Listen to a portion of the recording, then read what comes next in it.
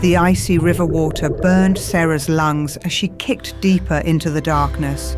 Her worn waitress uniform clung to her like cement, dragging her down with every stroke. Through the murky water, she could just make out the shape of a man still strapped in the driver's seat of the submerged car, his body limp against the steering wheel. Not today, she thought fiercely. You're not dying today. She'd already lost everything else. She wouldn't lose someone else too. 20 minutes earlier, Sarah had been dragging herself home through the rain after another brutal double shift. Her feet ached, her back screamed, and the tips from the dinner rush barely covered this week's groceries. The November rain had soaked through her thin jacket within seconds, but she was too tired to care.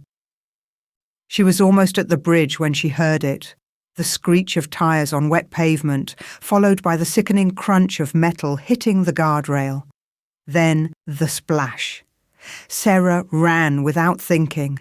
Her legs, which moments ago felt like lead, suddenly carried her forward with desperate speed.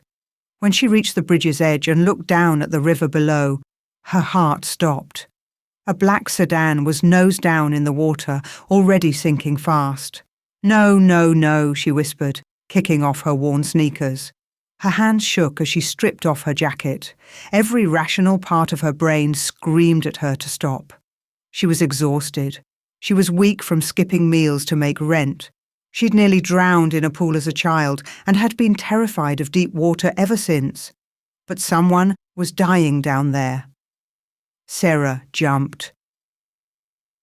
The impact knocked the breath from her lungs.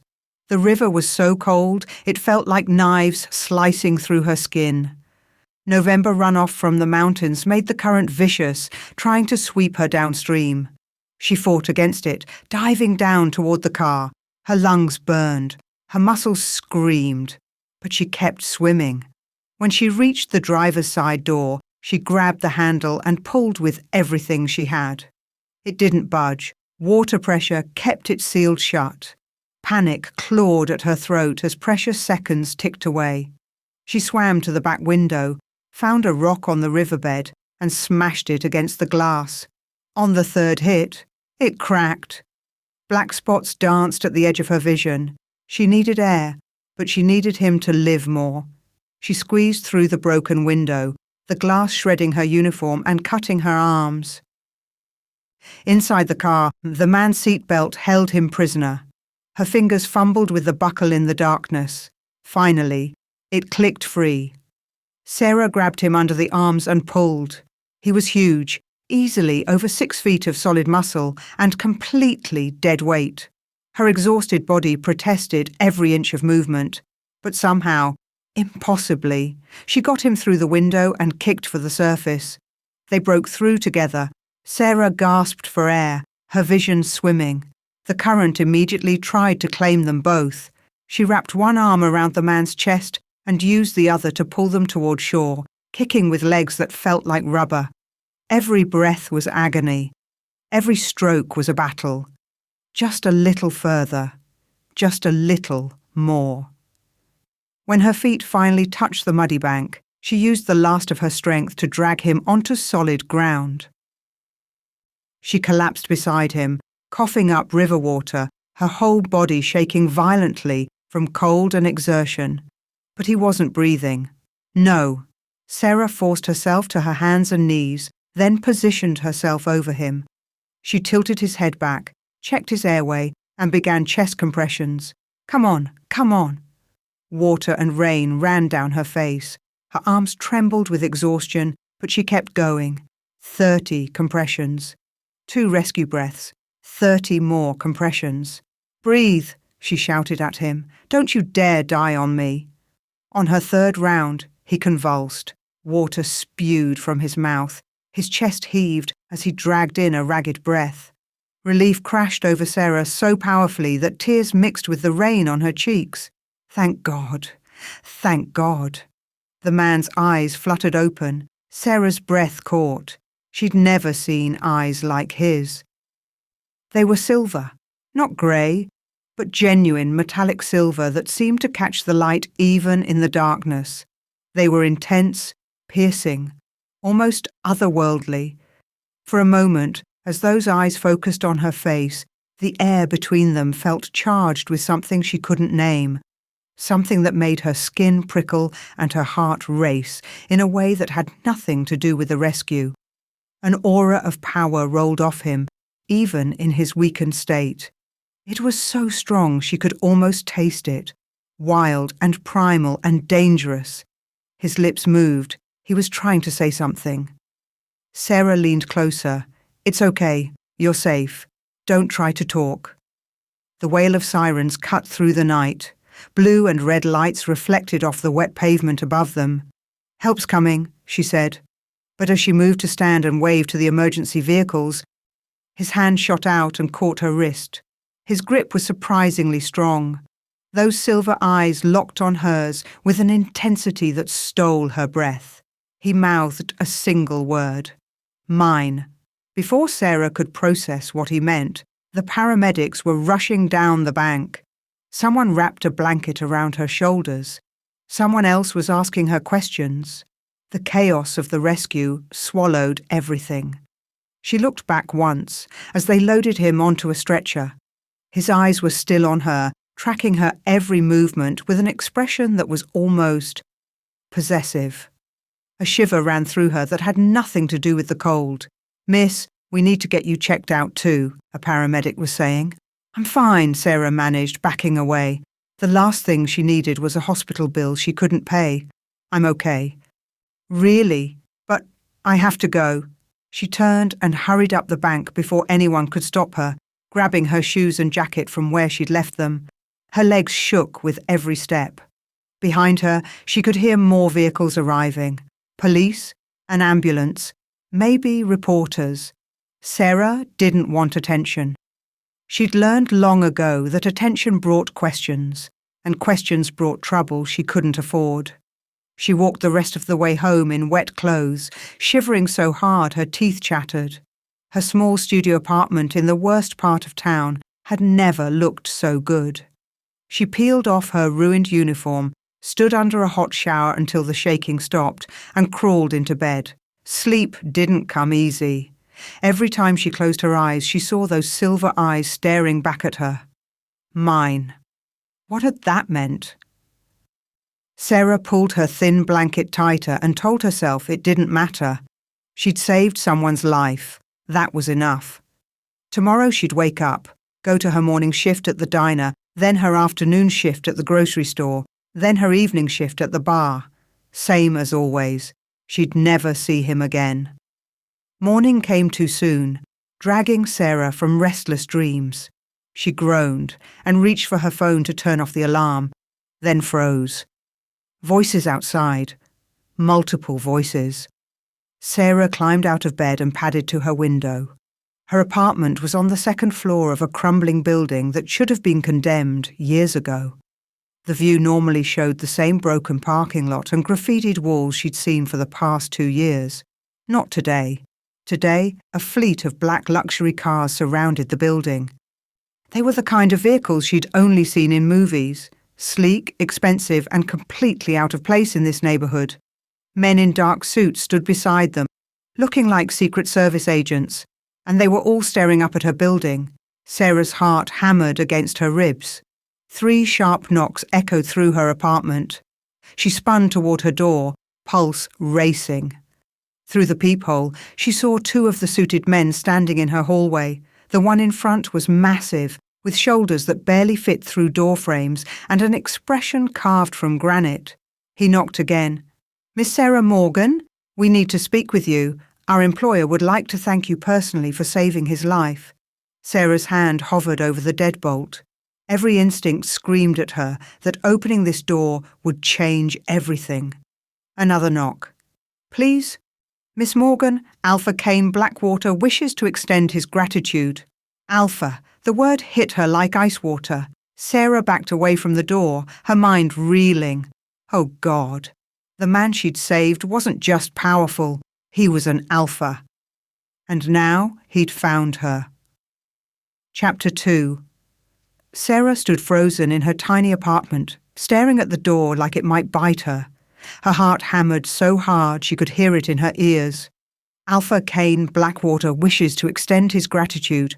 No, the name was wrong. Last night, in her exhausted fog, she'd heard someone at the scene mention a different name. Dante something. But it didn't matter what he was called. Alpha was all she needed to know, and alphas were dangerous, especially for packless omegas like her. Another knock, softer this time. "Miss Morgan, we understand this is unexpected, but Alpha Blackthorn simply wants to thank you. 5 minutes of your time, that's all we ask." Blackthorn, that was it. Dante Blackthorn. Sarah wrapped her arms around herself, suddenly aware that she was wearing nothing but an old tank top and sleep shorts. Her hair was a mess. She probably looked as desperate and broken down as she felt. But they weren't leaving. And in a building like this, her neighbours would start asking questions if men in suits kept knocking. Questions led to attention, and attention was the last thing she needed. "Just a minute," she called out, her voice shakier than she wanted. She grabbed a pair of jeans from the floor and yanked them on, then pulled a hoodie over her tank top. It had a coffee stain on the front, but it would have to do. She ran her fingers through her tangled hair, took a deep breath, and opened the door. The two men in suits stood like statues in the hallway. The bigger one had a scar across his jaw and eyes that missed nothing. The other was younger, but no less intimidating. "Miss Morgan," the scarred one said with a slight nod, "thank you. If you'll come with us, Alpha Blackthorn is waiting in the car." "The car?" Sarah's stomach dropped. "I'm not going anywhere. You said he wanted to thank me. He can do it here." The two men exchanged a glance. Then the younger one spoke into his wrist. "She won't come down. Wants him to come up." A pause. Then a voice crackled through an earpiece, too low for Sarah to hear. "Understood." The scarred man looked back at her. "He's coming up." Sarah's pulse spiked. Before she could respond, she heard footsteps on the stairs. Confident, measured, purposeful. The kind of footsteps that announced someone who was used to owning every room they entered. Then he appeared at the landing. Sarah's breath caught. The man from the river had been pale, waterlogged, and unconscious. This man was commanding. He stood well over 6 feet tall, with broad shoulders that filled out an expensive charcoal suit, like it had been tailored to his body, which it probably had been. His dark hair was styled perfectly, his jaw was strong and clean-shaven, and even in the dim hallway light, those silver eyes glowed with an intensity that made her skin prickle. But it was more than his looks. Power rolled off him in waves, the kind of primal, undeniable authority that marked an alpha. Not just any alpha, but one who ruled others. Sarah's omega instincts screamed at her to lower her eyes, to submit, to show her throat. She locked her knees and forced herself to meet his gaze, even though everything in her body rebelled against it. His eyes widened slightly when he saw her, and his nostrils flared. For a moment, he went perfectly still, like a predator that had just caught the scent of prey. "You," he said, his voice a low rumble that seemed to resonate in her chest. "You're the one who saved me." Yes." Sarah's throat was dry. "You were drowning. I couldn't just—" "Leave us," he said without looking away from her. It wasn't a request. The two bodyguards retreated down the stairs without question. Sarah heard their footsteps fade, leaving her alone with him in the narrow hallway. Dante Blackthorn took a step closer, then another. Sarah backed up instinctively, and suddenly she was in her apartment, and he was following her inside, closing the door behind him. The space immediately felt smaller. He was too big, too overwhelming, too much for the cramped studio. His gaze swept over her apartment in seconds. The sagging futon that served as her bed, the tiny kitchenette with its broken stove, the stack of bills on the counter, the water stain on the ceiling that her landlord refused to fix. She saw his jaw tighten. "So, this is where you live," he said quietly. Sarah lifted her chin, refusing to be ashamed. It's what I can afford. You work 3 jobs. It wasn't a question. Sarah's stomach flipped. How do you know that? I make it my business to know about the woman who saved my life. His silver eyes fixed on her again, and the intensity in them made her breath hitch. Sarah Morgan, 24 years old, Packless Omega, no family. You work as a waitress at Morrison's Diner, a cashier at Greenway Grocery, and 3 nights a week you bartend at the Rusty Nail. Each fact felt like an invasion. Sarah's hands curled into fists. You had me investigated. Of course I did. He said it like it was obvious. You jumped into a freezing river to save a complete stranger. You nearly died doing it. Then you disappeared before I could thank you. So, yes, I found you. To thank me, Sarah repeated, not believing it for a second. Alphas didn't show up with security details just to say thank you. Fine, you're welcome. You can go now. His lips curved into something that wasn't quite a smile. I don't think you understand. You saved the life of Dante Blackthorne, Alpha King of the Western Territories. That creates a debt. I don't want anything from you. Nevertheless, he reached into his jacket and pulled out a check. When he held it out to her, Sarah saw the amount and nearly choked. $100,000. Take it, he said. Consider it a token of my gratitude. Sarah stared at the check like it was a snake. That amount of money would change everything. It would pay off her mother's medical bills, cover her rent for years, let her finally breathe without the constant weight of poverty crushing her. But nothing in life was free, especially not from alphas. No, she said. Dante's eyes narrowed. No, I didn't save you for money. Sarah forced herself to hold his gaze. I saved you because you were drowning, because it was the right thing to do. I don't want a reward. For a long moment, he just stared at her. Then something shifted in his expression, surprise maybe, mixed with something darker, something hungry. You're serious, he said softly. Yes. You're struggling to survive. You're working yourself to death just to keep a roof over your head, and you're refusing $100,000. Yes. Why? Because she'd learned the hard way that when powerful people offered gifts, they expected something in return. Because accepting money from an Alpha King would mean owing him. Because she'd fought too hard for her independence to sell it now. Because it would come with strings, Sarah said bluntly. Men like you don't give away money for nothing. Instead of being offended, Dante smiled. It was a real smile this time, one that transformed his face and made him devastatingly handsome. Smart Omega. The way he said Omega made heat coil in her stomach. Sarah stepped back, needing distance. I answered your questions. Now please leave. Not yet.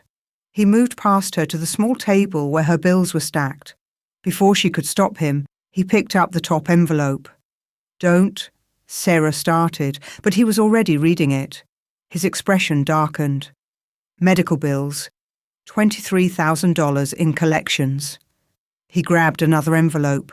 Eviction notice. You're 3 months behind on rent. Another envelope. Utility shut-off warning. He looked up at her, and there was something fierce in his eyes. Your mother, you were paying for her cancer treatment. Sarah's throat tightened. That's none of your business. She died 6 months ago. Stop. The word came out sharper than she intended. You don't get to dig into my life like this. You don't get to. You were 23 years old and you sold everything you owned to pay for experimental treatments that insurance wouldn't cover. His voice was quiet but intense. You went into debt trying to save her, and when she died anyway, you didn't declare bankruptcy. You're trying to pay every penny back. Tears burned behind Sarah's eyes, but she refused to let them fall. She was my mother. What was I supposed to do? Most people would have let the debt go.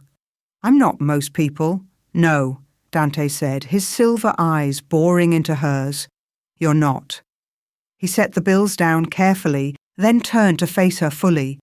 The predatory intensity was back, stronger than before. You saved my life, Sarah Morgan. That creates a life debt. In my world, that's not something taken lightly. I don't care about your world or your debts, Sarah said, but her voice wavered. I just want you to leave me alone. I can't do that.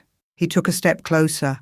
The debt must be repaid. If you won't take money, then I'll repay it another way. Sarah's back hit the wall. What do you mean?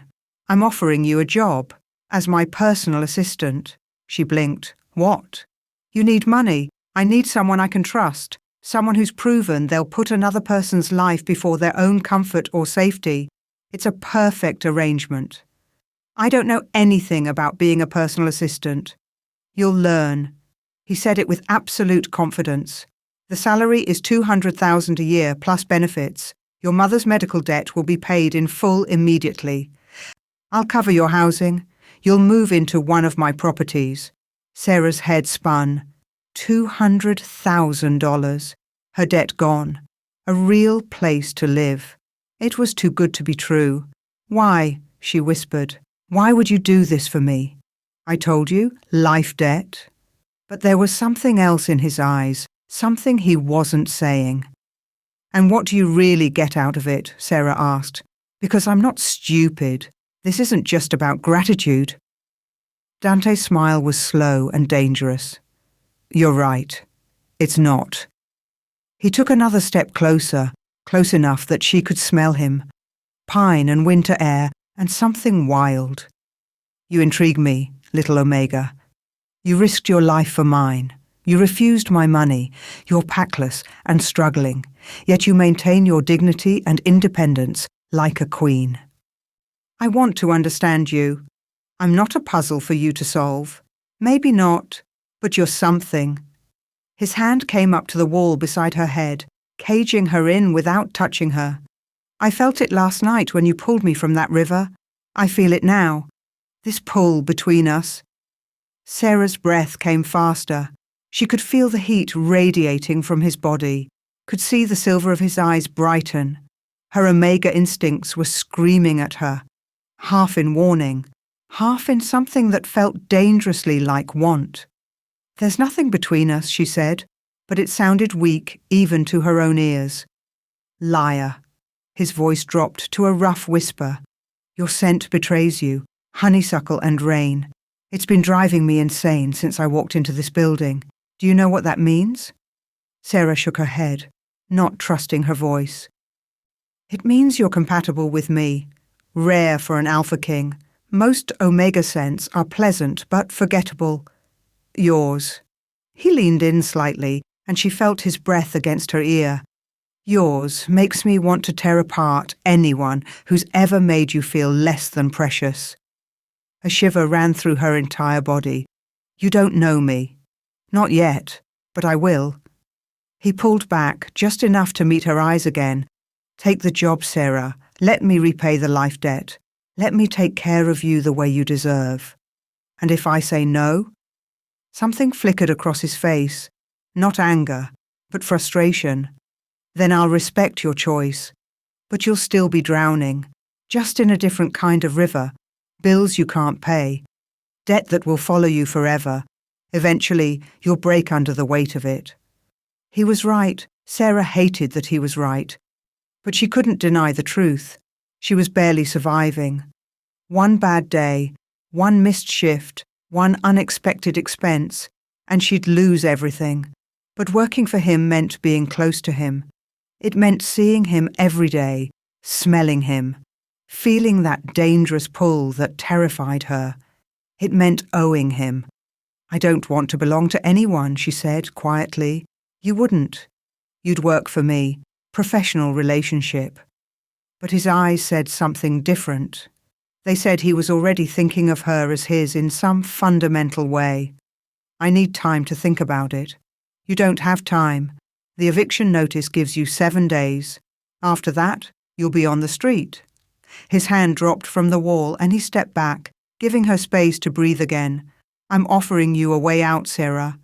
The question is whether your pride will let you take it.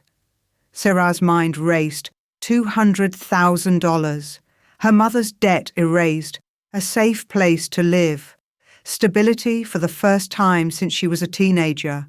All she had to do was work for an alpha king who looked at her like she was something he wanted to possess. "What exactly would I be doing?" she asked carefully. "As your personal assistant." "Managing my schedule, handling correspondence, accompanying me to meetings and events, whatever I need." His lips curved, all perfectly innocent. The way he said innocent made it sound like anything but. Sarah closed her eyes, weighing her options. Stay here and slowly drown in debt, or take his hand and let him pull her into a world she didn't understand.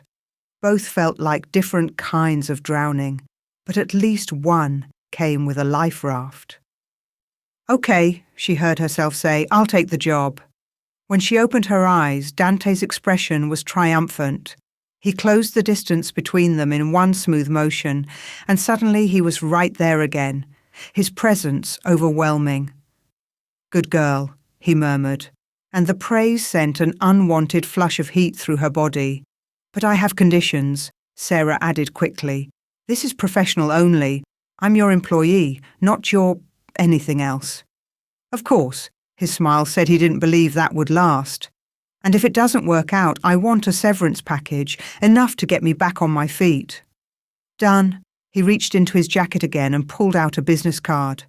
"My lawyer will draw up a contract. Read it carefully. I want you to feel secure in this arrangement." Sarah took the card, their fingers brushing.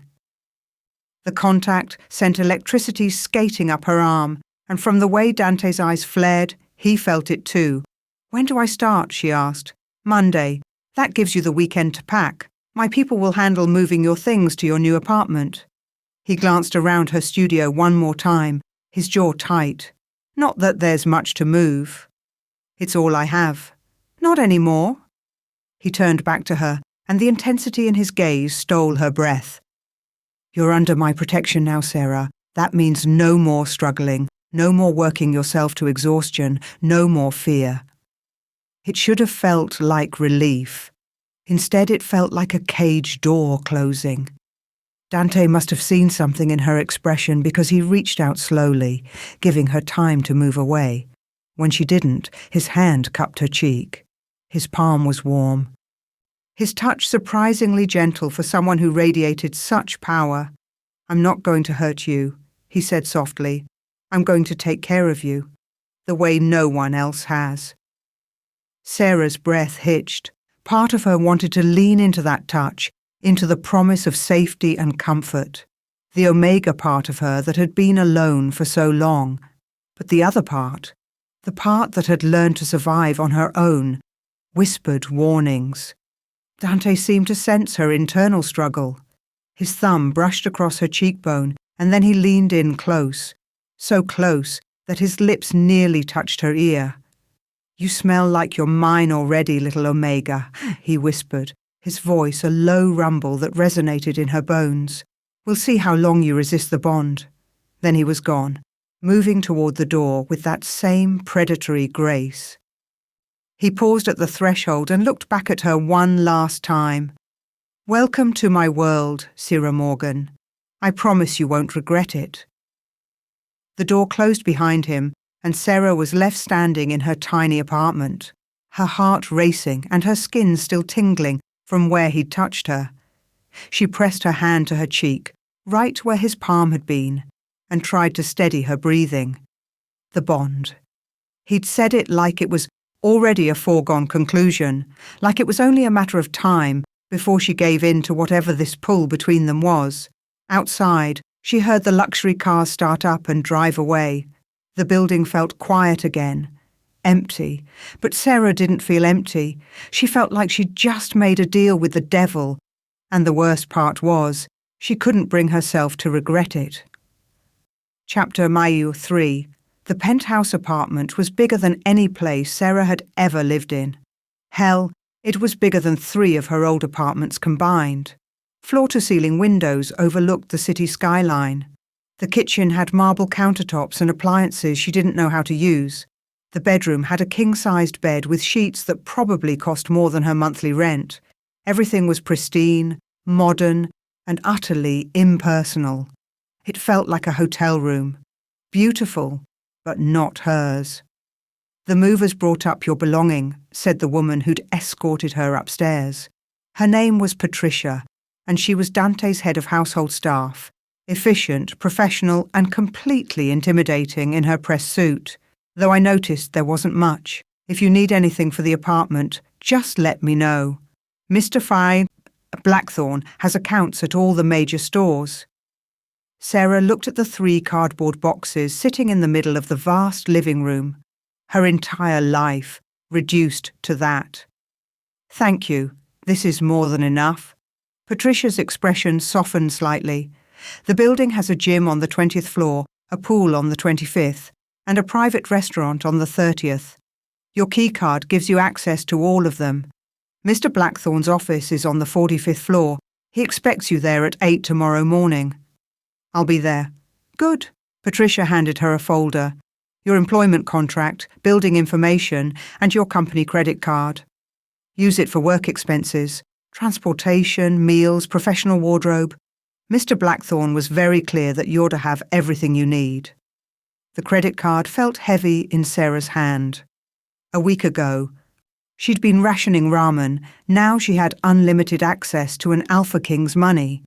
The cage door felt a little tighter. After Patricia left, Sarah unpacked her boxes. It took 20 minutes. Her clothes looked shabby, hanging in the massive walk-in closet. Her books, the few she'd kept from her mother, looked lonely on the built-in shelves. Her toiletries barely filled one drawer in the marble bathroom. She sat on the edge of the bed and looked around at all this luxury that didn't feel like hers. "What am I doing?" Her phone buzzed. A text from an unknown number. "Sleep well, little Omega. Tomorrow, your new life begins." Sarah's heart kicked against her ribs. She stared at the message, at the casual intimacy of it, and didn't know whether to be angry or thrilled that he was already texting her. She typed back, "This is a professional relationship. Please keep texts professional." 3 dots appeared immediately. Then, noted. "See you at 8 a.m., Miss Morgan." Better, more distant, exactly what she needed. So why did it make her chest ache? Sarah arrived at Dante's office at 7:45 a.m., determined to make a good impression. She'd used the credit card to buy 2 professional outfits over the weekend. Nothing fancy, but at least they fit properly and didn't have coffee stains. The 45th floor was all glass and chrome and understated wealth. Employees moved with purpose through the open workspace, and every single one of them stopped to stare when Sarah stepped off the elevator. She felt their eyes on her, heard the whispers start immediately. Who is she? The new assistant? An Omega? Working directly for the Alpha King? Sarah kept her head high and followed the directions Patricia had given her. Dante's office was at the end of the hall, behind massive double doors. She knocked. "Enter." Dante's voice sent a shiver down her spine, even through the door. Sarah steeled herself and walked in. The office was exactly what she expected. Huge, powerful, with a view that stretched across the entire city. Dante sat behind a desk that looked like it cost more than a car. His attention focused on his computer screen. He was in a navy suit today, his dark hair perfectly styled, every inch the ruthless CEO. He glanced up when she entered, and those silver eyes swept over her in one assessing look. "You're early. I didn't want to be late on my first day." "Good." He gestured to a smaller desk positioned near his. "That's yours. Patricia left you a tablet with my schedule and priorities for the week. Familiarize yourself with it. We have a meeting at 9 with the board, another at 11 with the Territorial Council, and lunch with potential investors at 1. Sarah blinked. "Territorial Council?" "Pack business." He said it like it was obvious. "You'll be attending all my meetings, taking notes and handling follow-up items. Think you can manage?" There was a challenge in his tone. Sarah lifted her chin. "Yes, we'll see." He returned his attention to his screen. "Coffee, 2 sugars, no cream. And get one for yourself. You look like you need it." It was dismissive, borderline rude. This was the cold CEO version of Dante. Nothing like the intense man who'd touched her cheek and whispered about bonds. Good. Professional distance was exactly what she needed. Sarah found the break room, made the coffee, and returned to find a man standing in Dante's office. He was tall and broad-shouldered, with dark hair and warm brown eyes that held a hint of gold. When he saw her, his expression shifted to surprise. "Well," he said, "you must be the famous Sarah Morgan." "I'm Sarah," she confirmed, handing Dante his coffee. "I don't know about famous." Marcus Hayes. He offered his hand, and his grip was firm, but not aggressive. Beta of the Western Territories, also known as the poor bastard who keeps Dante's wolf from eating people who annoy him. Despite herself, Sarah smiled. "That sounds like a full-time job." "You have no idea." Marcus's eyes were friendly, but she caught the way he was studying her, assessing, calculating.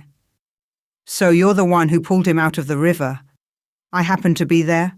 "She dove 15 feet into freezing water while exhausted from a double shift," Dante said without looking up from his computer, then performed CPR and disappeared before the paramedics could thank her.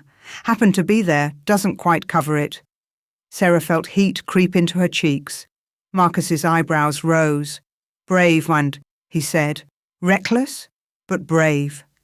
It's what anyone would have done." "No," Dante said, finally looking at her. "It's not." The intensity in his gaze made her breath catch. For a moment, it was just the two of them again, that pull between them crackling like electricity. Marcus cleared his throat. "Right. Well, I'll leave you two to work." But as he passed Sarah on his way out, he leaned in and whispered, "Be careful. He's not himself around you." Then he was gone, leaving Sarah standing there with her coffee and a dozen questions she couldn't ask. The morning was a blur of meetings, names, and information. Sarah took notes on her tablet, trying to keep up with discussions about territorial boundaries, pack alliances, and corporate acquisitions. Dante was commanding in every meeting, decisive, sharp, and utterly ruthless when someone wasted his time. He was also, she noticed, careful never to let anyone disrespect her. When one of the board members called her the Omega Girl dismissively, Dante's voice went cold as ice. "Miss Morgan is my personal assistant and will be treated with the same respect you show me. Are we clear, Harrison?" Harrison went pale. "Yes, Alpha." It should have made Sarah feel protected. Instead, it made her hyper-aware of how much power Dante wielded and how easily he could use it on her if he wanted.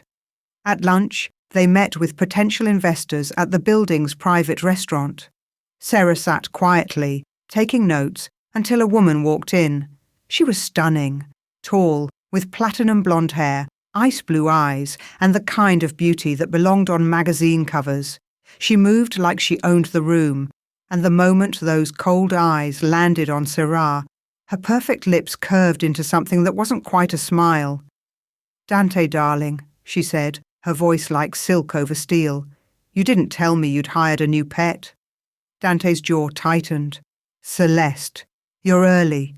I wanted to meet the girl everyone's talking about." Celeste slid into the seat across from Sarah, her gaze raking over her like she was cataloguing flaws. "So you're the one who saved my fiancé's life. How heroic." Sarah's stomach dropped. "Fiancé?" "Celeste Ravencroft," Dante said tightly. "Sarah Morgan, my assistant." "Celeste, this is a business lunch." "And I'm here on business." Celeste's smile sharpened. "After all, once we're married, your business becomes my business. Isn't that right, darling?" The endearment sounded like a knife wrapped in velvet. Sarah forced herself to keep her expression neutral, even though her insides were churning. He was engaged. Of course he was engaged. Alpha Kings didn't stay single, especially not ones as powerful as Dante. And she was an idiot for feeling disappointed about it. "It's nice to meet you," Sarah said, proud that her voice stayed steady. "I'm sure." Celeste's eyes glittered with malice. "Tell me, dear, what did you do before Dante so generously gave you this position? Waitressing, wasn't it?" How lovely that he's giving you a chance to better yourself." The words were sweet, but the intent was poison. She was reminding Sarah of her place, poor, packless, beneath them. "I worked 3 jobs," Sarah said evenly. "I'm grateful for the opportunity. 3 jobs. How exhausting." Celeste turned to Dante. "You always did have a soft spot for strays, darling. Remember that injured bird you tried to save when we were children? Though that didn't end well, did it?" The implication was clear. Sarah was just another broken thing Dante had picked up, and she'd probably meet the same fate. "That's enough," Dante said, his voice dropping to a dangerous register. "You wanted to meet her. You've met her. Now, if you'll excuse us." "Actually, I need Sarah for a moment." Celeste stood gracefully. "Girl talk, you understand?" Before Sarah could protest, Celeste had her arm in a grip that looked gentle but felt like iron. She steered Sarah toward the bathroom, and the moment the door closed behind them, her mask dropped. "Let's be clear about something," Celeste said, her voice losing all its artificial sweetness. "Dante is mine. Our engagement was arranged by the Territorial Council to unite 2 powerful packs. It's politics, it's strategy, and it's happening in 3 months whether he likes it or not." "I'm just his assistant," Sarah said. "Don't lie to me. I saw the way he looked at you in there, like you were something precious." Celeste's eyes narrowed. "But you're not. You're packless trash who happened to be in the right place at the right time.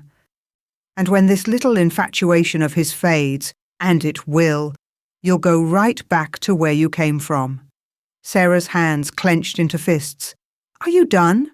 "Not quite." Celeste stepped closer, using her height advantage to loom over Sarah.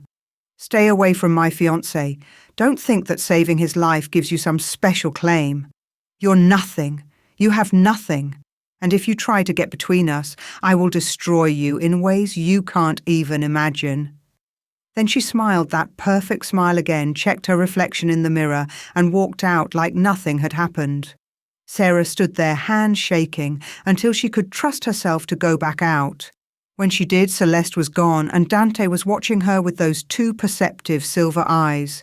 "What did she say to you?" "Nothing important." Sarah sat down and picked up her tablet. "What's next on the schedule?" His eyes flashed. "Sarah?" "The schedule, Mr. Blackthorne." For a moment she thought he'd push, then his expression went cold and professional again. "Pack gathering tonight, 7 p.m, formal attire. I'll be ready." But as the afternoon wore on, Sarah realized she had no idea what formal attire meant in Dante's world, and she definitely didn't own anything that would qualify. Marcus found her at 6, looking panicked in her apartment. "Patricia sent me," he explained, holding up several garment bags. "She figured you might need help." Sarah could have kissed him. "Thank you." "Don't thank me yet. These pack gatherings are—" He paused, choosing his words carefully. "They're not like human parties.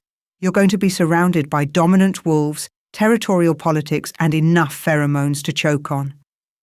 As a packless Omega, you're going to be a target." Sarah's stomach knotted. "What kind of target?" "The kind where unmated alphas will see you as unclaimed territory." Marcus's expression was serious.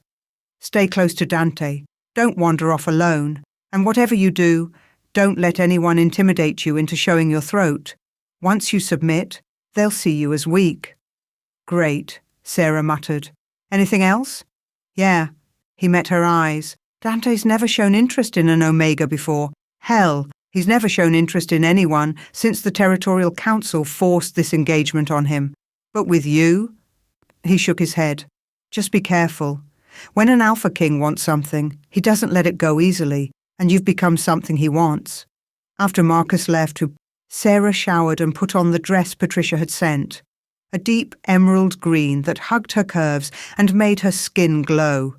It was the most expensive thing she'd ever worn, and when she looked in the mirror, she barely recognized herself. She looked like she belonged in Dante's world. The illusion wouldn't last, but for tonight, she'd pretend. The pack gathering was held in a private mansion in the hills. Old money, older magic. Sarah arrived with Dante in his town car, and the moment they walked in, every conversation stopped. All eyes turned to them, or rather, to her. Sarah felt the weight of dozens of predatory gazes assessing her. Alphas mostly, their dominance rolling through the air like thunder. A few omegas carefully positioned next to their mates, and Celeste, holding court in the center of the room in a white dress that probably cost more than Syrah's car. "Stay close," Dante murmured, his hand settling on the small of her back. The touch was possessive, protective, and sent heat racing through her body. For the next hour, Sarah played her role. She stood beside Dante as he talked business and politics. She smiled politely when introduced.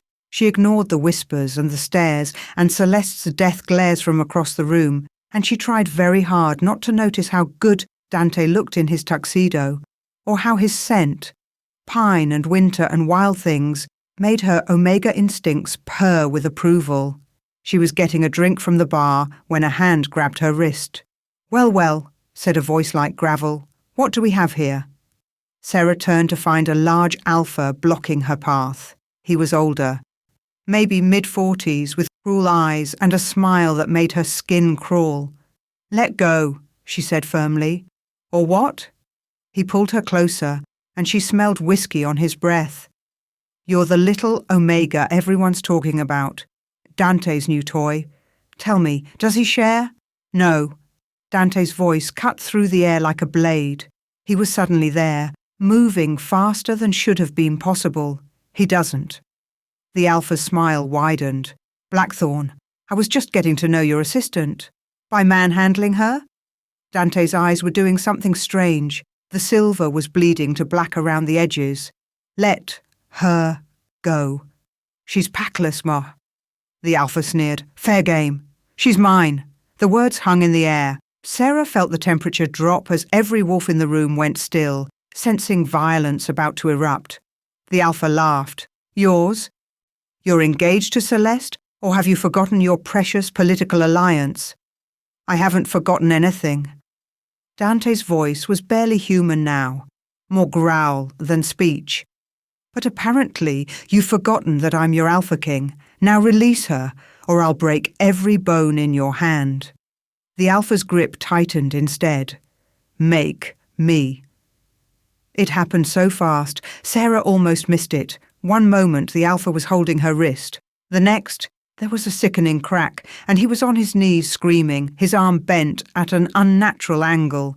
Dante stood over him, his eyes completely black now, his face transformed by rage.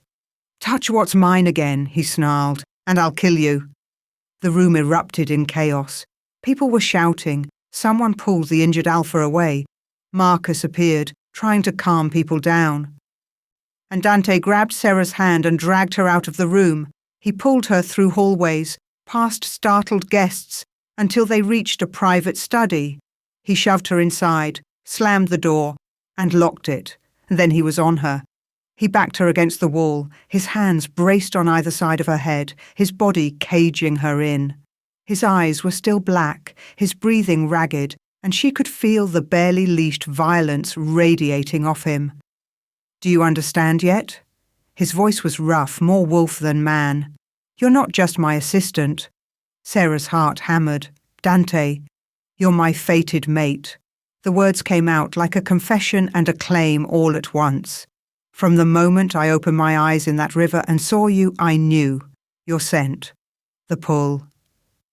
The way my wolf screamed mine before my human brain even processed what was happening. No." Sarah shook her head even as her body betrayed her, leaning toward him. "You're engaged. You barely know me. Fated mates don't care about engagements or logic." His hand came up to cup her face, his thumb brushing her cheek the same way he had in her apartment. "They care about this connection that's deeper than choice. You feel it too. Don't tell me you don't." Sarah wanted to lie. She wanted to deny it, but with his body pressed against hers and his eyes burning into her soul, she couldn't. "It doesn't matter," she whispered. "You're promised to someone else. A political arrangement I never wanted." His thumb traced her bottom lip, and her breath hitched. But you I chose. My wolf chose. The moment you risked your life for mine, we were bound. Dante, I can't. Say you don't feel it, he demanded. Look me in the eye and tell me your Omega doesn't recognize me as her alpha. Tell me your heart doesn't race when I'm near. Tell me you don't think about me every night in that apartment I gave you. She couldn't. God help her, she couldn't.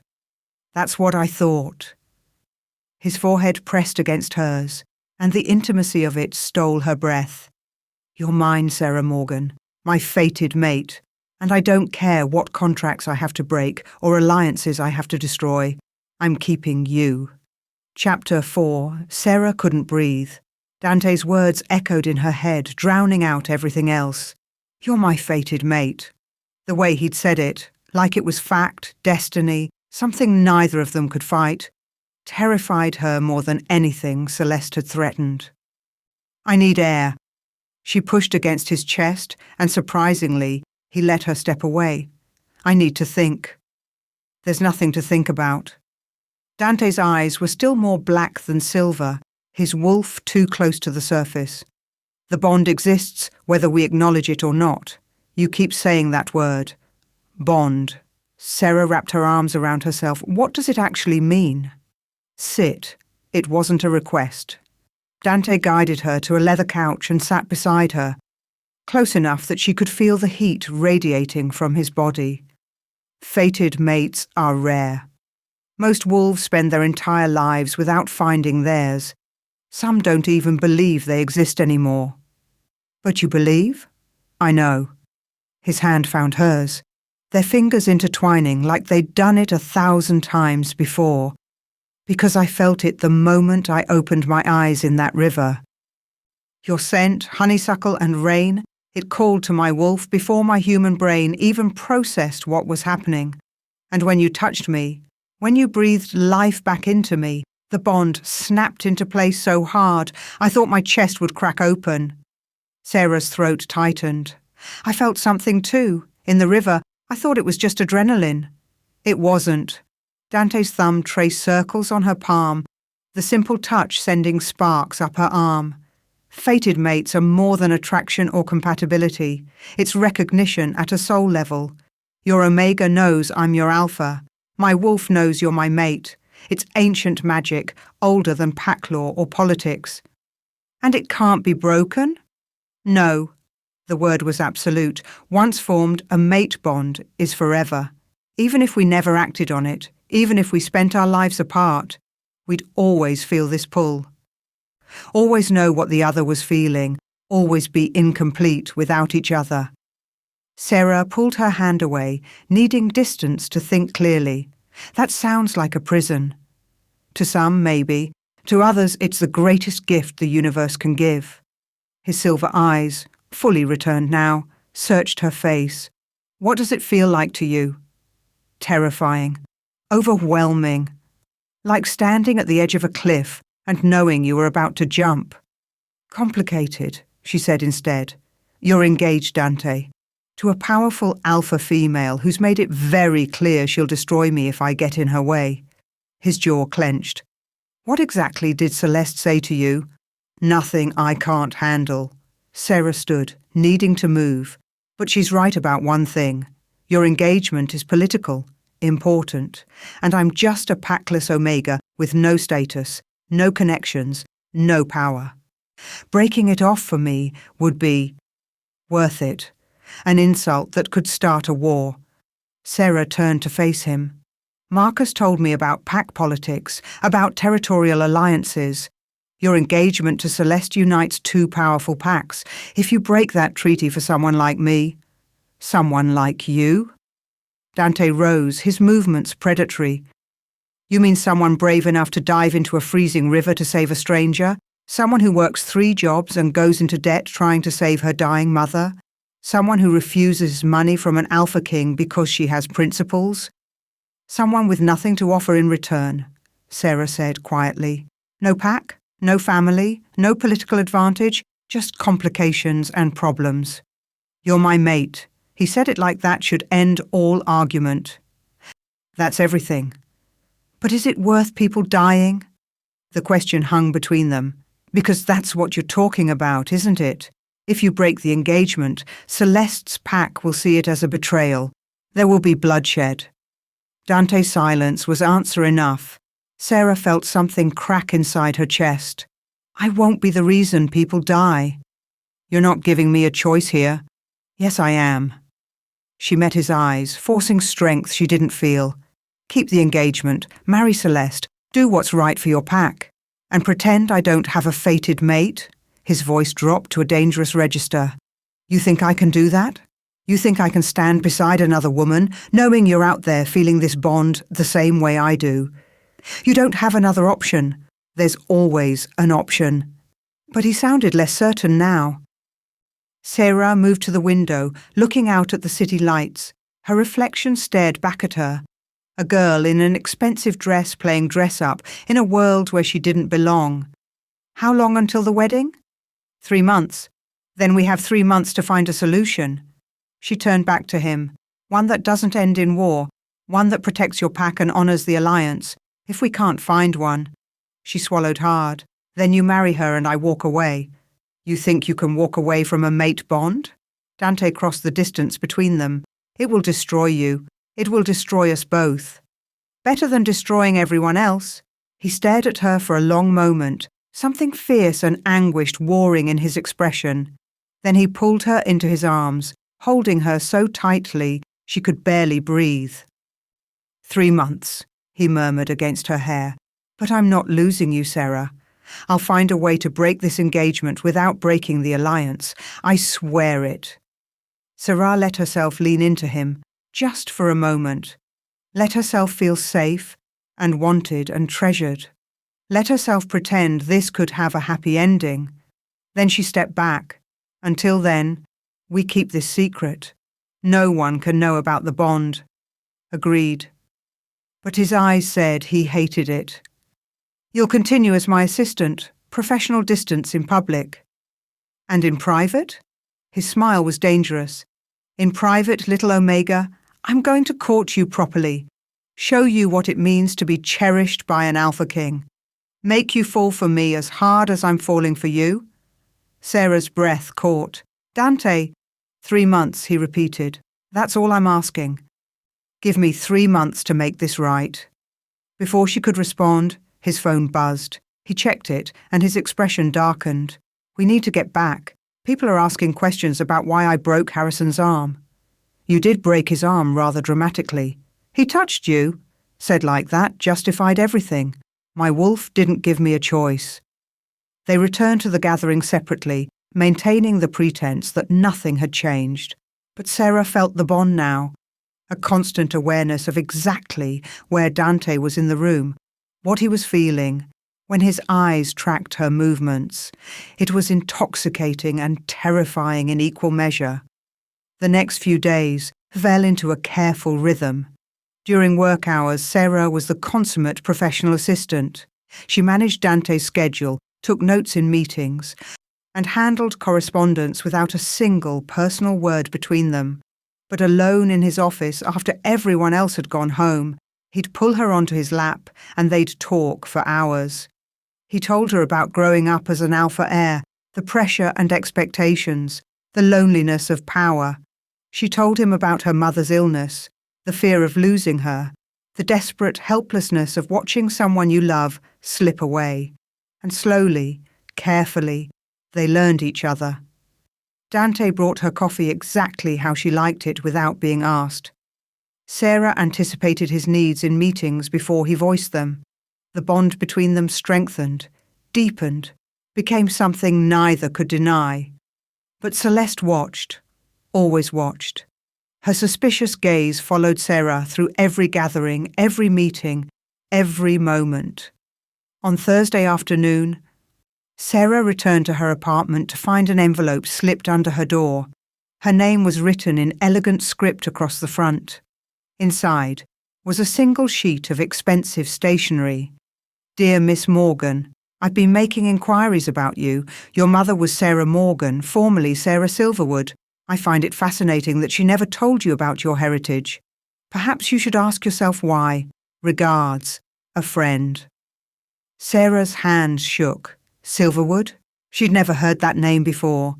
Her mother had always been just Sarah Morgan, single mother, cancer patient, the only family Sarah had ever known. But the note's tone suggested there was more to the story. Sarah pulled out her laptop and started searching. Silverwood Pack. Brought up dozens of results, but most were old, 20 years old to be exact. Silverwood Pack massacre leaves dozens dead. Alpha family murdered in coordinated attack, territorial war claims, Silverwood territory. Sarah clicked through article after article, her stomach knotting tighter with each one. The Silverwood Pack had been powerful once, controlling territory in the northern mountains. But 20 years ago, someone had attacked them. A coordinated strike that killed the Alpha family and most of their strongest wolves. The few survivors had scattered, going into hiding or joining other packs. The territory had been carved up by neighbouring packs, the Silverwood name erased from pack records. And one of the survivors, according to a blurry photo in a memorial article, was a young woman named Sarah Silverwood. Sarah stared at her mother's face, younger, healthy, smiling at the camera with her arm around a man who must have been Sarah's father. The caption read, Sarah and Thomas Silverwood, survivors of the massacre, location unknown. Thomas. Her father's name was Thomas. Why had her mother never told her? Why hide her heritage, her pack, her entire history? Sarah was still staring at the screen when another envelope appeared under her door. This time, she heard the footsteps retreating down the hall. She rushed to the door and yanked it open, but the hallway was empty except for the faint scent of expensive perfume, the same perfume Celeste wore. With shaking hands, Sarah picked up the envelope. It was thicker this time, heavier. Inside were photographs. The first showed a woman lying in a pool of blood. It took Sarah's brain a moment to process what she was seeing. The dark hair, the familiar features, the coffee-stained waitress uniform. Her mother, dead. Not in a hospital bed like Sarah remembered, but murdered. The second photo showed claw marks across her mother's throat. The third showed a message carved into the wall behind her. Silverwood traitor, Sarah's vision swam. She staggered backward, photos scattering across the floor. This wasn't right. Her mother had died of cancer. Sarah had been there holding her hand as she slipped away peacefully. Except the photos looked real. The blood looked real. And the date stamped in the corner was 6 months ago, exactly when her mother had died. A note fell from the envelope. Your mother didn't die of cancer. She was executed for betraying her pack. You're next, little Omega. Stay away from what doesn't belong to you, or you'll end up just like her. This is your only warning. Sarah couldn't breathe, couldn't think. The apartment spun around her, photos of her mother's corpse swimming in her vision. She needed Dante, needed to tell him, needed. Pain exploded in her chest. It felt like fire racing through her veins, burning her from the inside out. Sarah gasped, tried to call for help, but her throat closed up. Her legs gave out. She hit the floor hard, her body convulsing. Wolfsbane. Some distant part of her brain recognized the symptoms. Poison, usually fatal to wolves and anyone with wolf blood. But how? When?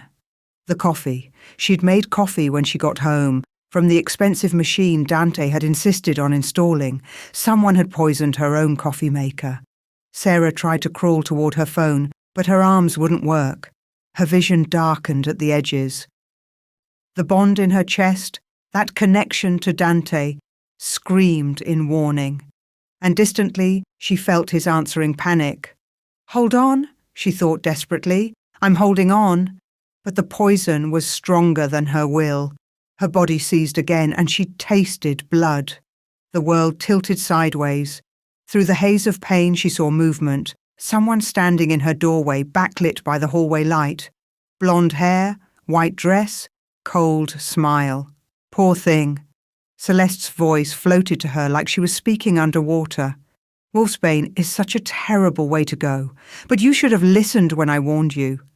Sarah tried to speak, to scream, to do anything, but her body wouldn't obey. Celeste crouched beside her, her perfect face twisted with malice. Did you really think you could take him from me? I'm an alpha female from one of the most powerful packs in the country. You're packless trash whose mother died begging for mercy. The words barely registered through the pain, but Sarah's failing mind latched onto one detail. Celeste knew about her mother's murder, knew it wasn't cancer. She was there, Sarah thought. She knows who killed her. Don't worry, Celeste continued, standing up and smoothing her dress. I'll take good care of Dante. He'll forget all about you eventually. Fated mates don't matter if one of them is dead. Then she was gone, closing the door softly behind her. Sarah lay on the floor, her body shutting down one system at a time. The mate bond in her chest pulsed frantically. Dante's terror, his rage, his desperate need to reach her. Coming, she felt him promise. Hold on, I'm coming. But he was too far away. She could feel the distance between them like a physical ache. The apartment door exploded inward. Through the darkness closing in on her vision, Sarah saw Dante, his eyes completely black, his face transformed by wolf and fury. He dropped to his knees beside her, gathering her into his arms. No, he growled. No, you don't get to leave me. Not now. Not ever. His hand pressed against her chest, and she felt something. Power, magic, the mate bond itself, surge between them. It was like liquid fire, burning away some of the poison's effects, but not enough, not nearly enough. Who did this? Dante's voice was barely human. Tell me who did this and I'll rip them apart. Sarah tried to speak, but her throat wouldn't work. She managed to lift one shaking hand and point toward the scattered photographs. Dante's gaze followed her gesture. She saw the exact moment he registered what he was seeing. His face went from fury to devastation in a heartbeat. Your mother, he whispered. Oh, God. Sarah. She tried again to speak. This time she managed a single rasping word. Celeste. His eyes snapped back to hers. Celeste did this? Sarah managed the tiniest nod before her body seized again. Blood trickled from her nose, her ears. The wolfsbane was winning. No, Dante snarled. He bit into his own wrist and pressed it against her mouth. Drink. My blood will neutralize the poison. Drink, little Omega. That's an order from your alpha. The taste of his blood was copper and lightning. Sarah's body instinctively tried to swallow, and as Dante's blood entered her system, the fire in her veins began to cool. The bond between them flared brighter, his strength flowing into her through the connection.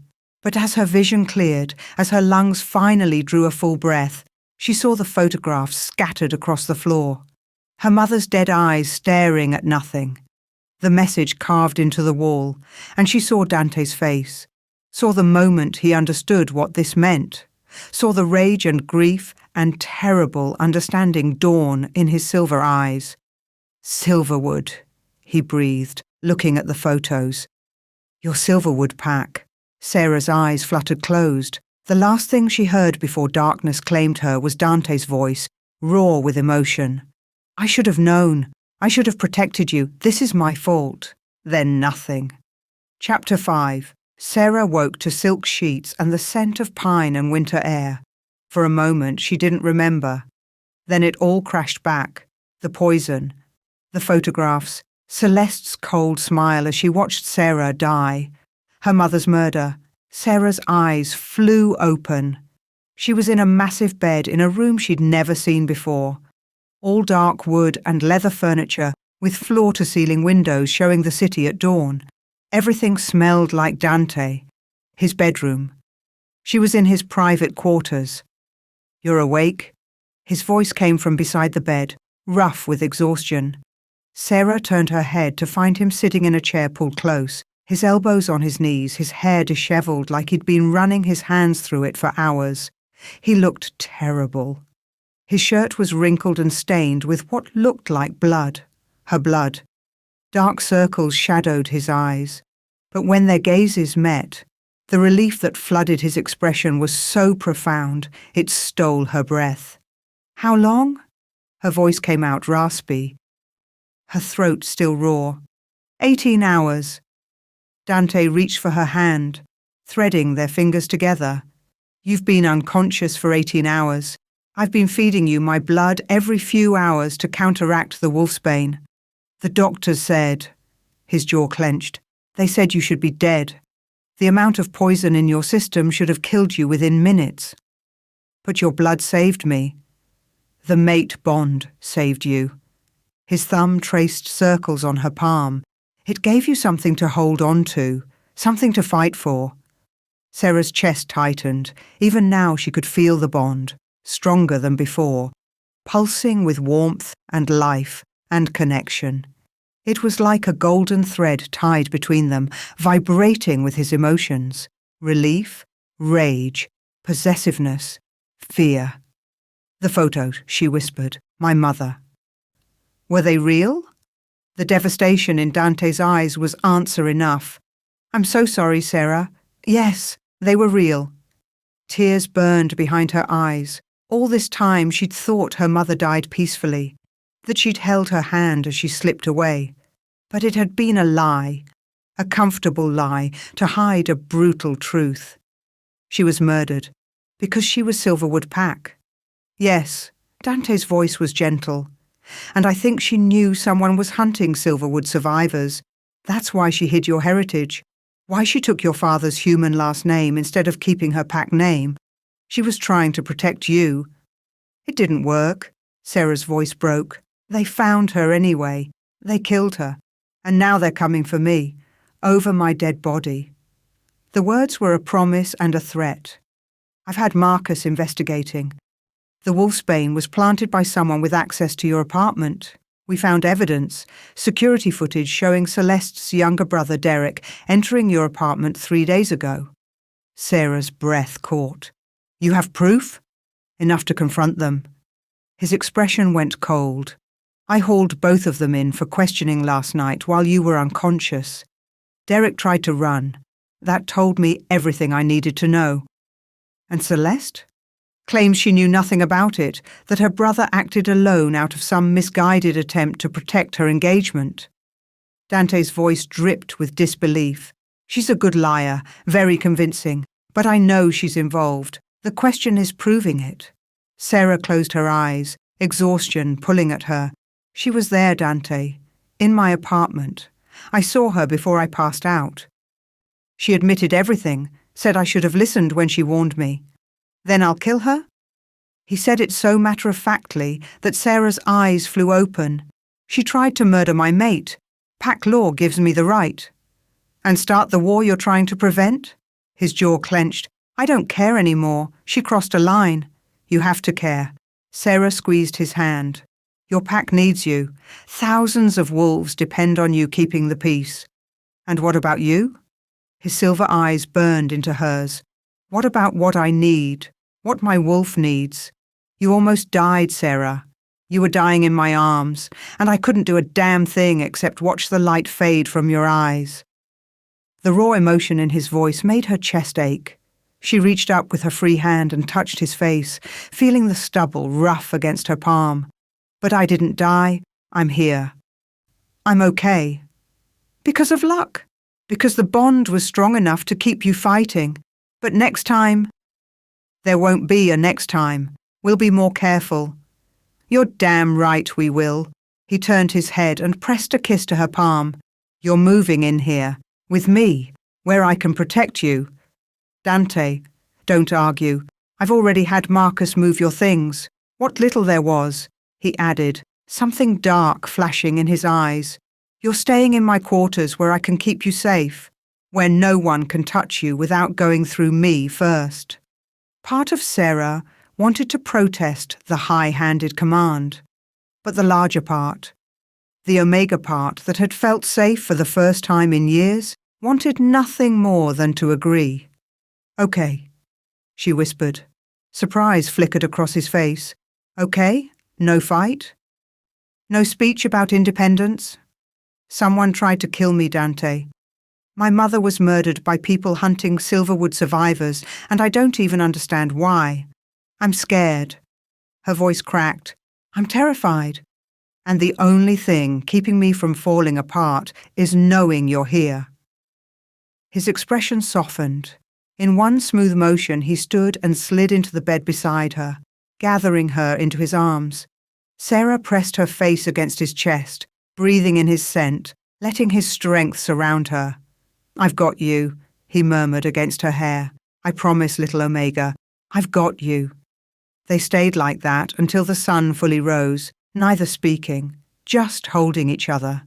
Sarah felt the mate bond settle into something warm and comfortable between them, no longer the frantic, desperate thing it had been while she was dying, but solid and real and right. Finally, Dante spoke. "I called an emergency council meeting today. I'm going to demand they let me break the engagement." Sarah's heart kicked. "And if they refuse? Then I'll do it anyway." His voice was hard. "I'm done playing politics while someone tries to murder my mate.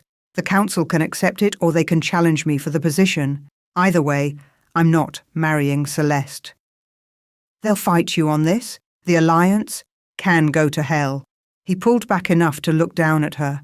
"You're more important than any alliance, more important than politics or treaties or keeping the peace. You're my mate, Sarah. My fated mate, and I will burn the entire world down before I let anyone hurt you again." The fierce protectiveness in his voice should have scared her. Instead, it made something in her chest warm and soften. "When's the meeting?" she asked. 2 hours. You should rest." "I'm coming with you." His eyes narrowed. "You nearly died yesterday.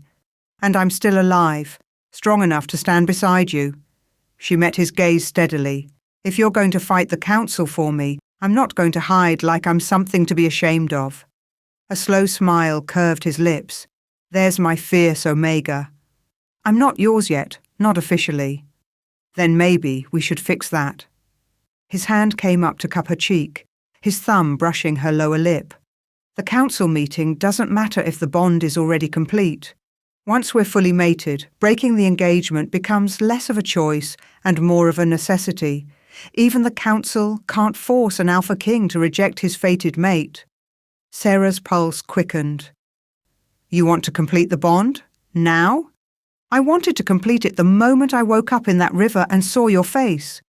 His voice dropped to that rough register that made heat pool low in her belly. "But I was trying to be honourable, trying to give you time to choose. But someone poisoned you, Sarah. Someone tried to take you from me before we even had a chance. And I'm done waiting. The council can deal with it." He leaned in until his forehead touched hers. "I'm asking you, little Omega. Not commanding, not demanding, asking. Will you complete the mate bond with me? Will you let me claim you fully and completely, so that no one can ever question that you're mine?" Sarah's heart hammered. This was it, the moment everything changed. Once the bond was complete, there was no going back. She would be tied to Dante forever, for better or worse. But as she looked into his silver eyes and felt the bond already connecting them pulse with warmth and certainty, she realized she'd already made her choice. Maybe she'd made it the moment she jumped into that river. "Yes," she whispered. "Yes, I'll complete the bond with you." The kiss started gentle, a soft brush of lips that made her sigh, but within heartbeats it deepened into something consuming. Dante's hand slid into her hair, tilting her head back as he claimed her mouth with an intensity that stole her breath. Sarah's hands fisted in his shirt, pulling him closer. She needed more of this, more of him. Needed to erase the memory of poison and death with something alive and vital and real. Dante groaned against her mouth, his body covering hers. "Are you sure?" he rasped. "We can wait?" "If you need more time—" "I don't need time. I need you." She pulled him down for another kiss. "Make me yours," Dante, completely. What happened next was a blur of sensation and emotion, his hands on her skin, her name on his lips like a prayer. The moment when he bit down on the juncture of her neck and shoulder, marking her as his mate while his body claimed hers. The bond snapped into place with such force that Sarah cried out. It was like lightning racing through her veins, connecting every part of her to every part of him. She felt his emotions as if they were her own, the fierce love, the overwhelming need, the soul-deep satisfaction of finally completing what fate had started. And when it was over, when they lay tangled together in the aftermath, Sarah felt fundamentally changed. The bond was no longer just a connection between them. It was part of her now, as essential as breathing. Mine, Dante whispered against her skin. Forever mine. Forever yours, she whispered back. They fell asleep, wrapped around each other as the sun climbed higher. Sarah woke a few hours later to find Dante gone, though she could feel him through the bond. Somewhere close, radiating tension and frustration. She stretched, wincing at the pleasant soreness in her body, and smiled at the mating mark on her shoulder. It was done. They were bound. Whatever happened with the council, no one could undo this. Sarah was pulling on one of Dante's shirts when she heard his voice from the other room. He was on the phone, his tone clipped and professional. Curious, she padded toward the door. She wasn't trying to eavesdrop. But his words stopped her cold. I understand the council's position, but this was necessary. The Omega is just a distraction. Something to keep Celeste's suspicions away from the real plan. The engagement with Celeste proceeds as planned. I'll handle the situation before the wedding. Yes, I'm sure. No, she doesn't suspect anything. She's too emotional to think clearly right now. Sarah's world tilted. The Omega is just a distraction. She doesn't suspect anything. Too emotional to think clearly. Each word was a knife to the chest. She pressed her hand to her mouth, holding back a sob. It had all been a lie. The bond, the claiming, the promises of forever. All of it was manipulation. A way to keep her close and compliant while he went through with the engagement to Celeste. She was such a fool. Sarah backed away from the door, her mind racing. She had to get out, had to leave before she completely fell apart, before he came back and fed her more lies with that silver tongue. Moving quickly, she found her clothes from yesterday, ruined and bloodstained, but they'd have to do. She pulled them on with shaking hands, then grabbed her phone. Through the bond, she felt Dante's attention shift. He knew she was awake, moving around. Any second, he'd come back. Sarah ran. She made it to the elevator, down to the lobby, out onto the street before she heard him calling her name. She didn't look back, couldn't look back. If she saw his face, she'd break. The bond screamed at her to return to him. Her Omega instincts rebelled against running from her mate, but her broken heart won out. She flagged down a taxi and gave an address she barely remembered, a friend from her waitressing job who'd offered her couch if she ever needed it. The driver pulled into traffic just as Dante burst from the building. Through the back window, Sarah saw him standing on the sidewalk, his face a mask of confusion and fury. Then the bond flared with his realization. She'd heard. She knew. Sarah, wait, let me explain. She slammed her mental shields down, blocking him out the way she'd seen him do in meetings when he didn't want to be disturbed. It hurt like ripping off a limb, but she couldn't listen to more lies. The taxi driver gave her a concerned look in the rearview mirror. You okay, miss? Fine, she lied, swiping at tears. Just fine. She gave him a different address, a motel on the edge of town that took cash and didn't ask questions. Somewhere Dante wouldn't think to look, but as she paid the driver and headed into the dingy lobby, she didn't notice the black van parked across the street, didn't see the three wolves watching her with predatory interest. She got her room key, climbed the stairs, and had just put the key in the lock when someone grabbed her from behind.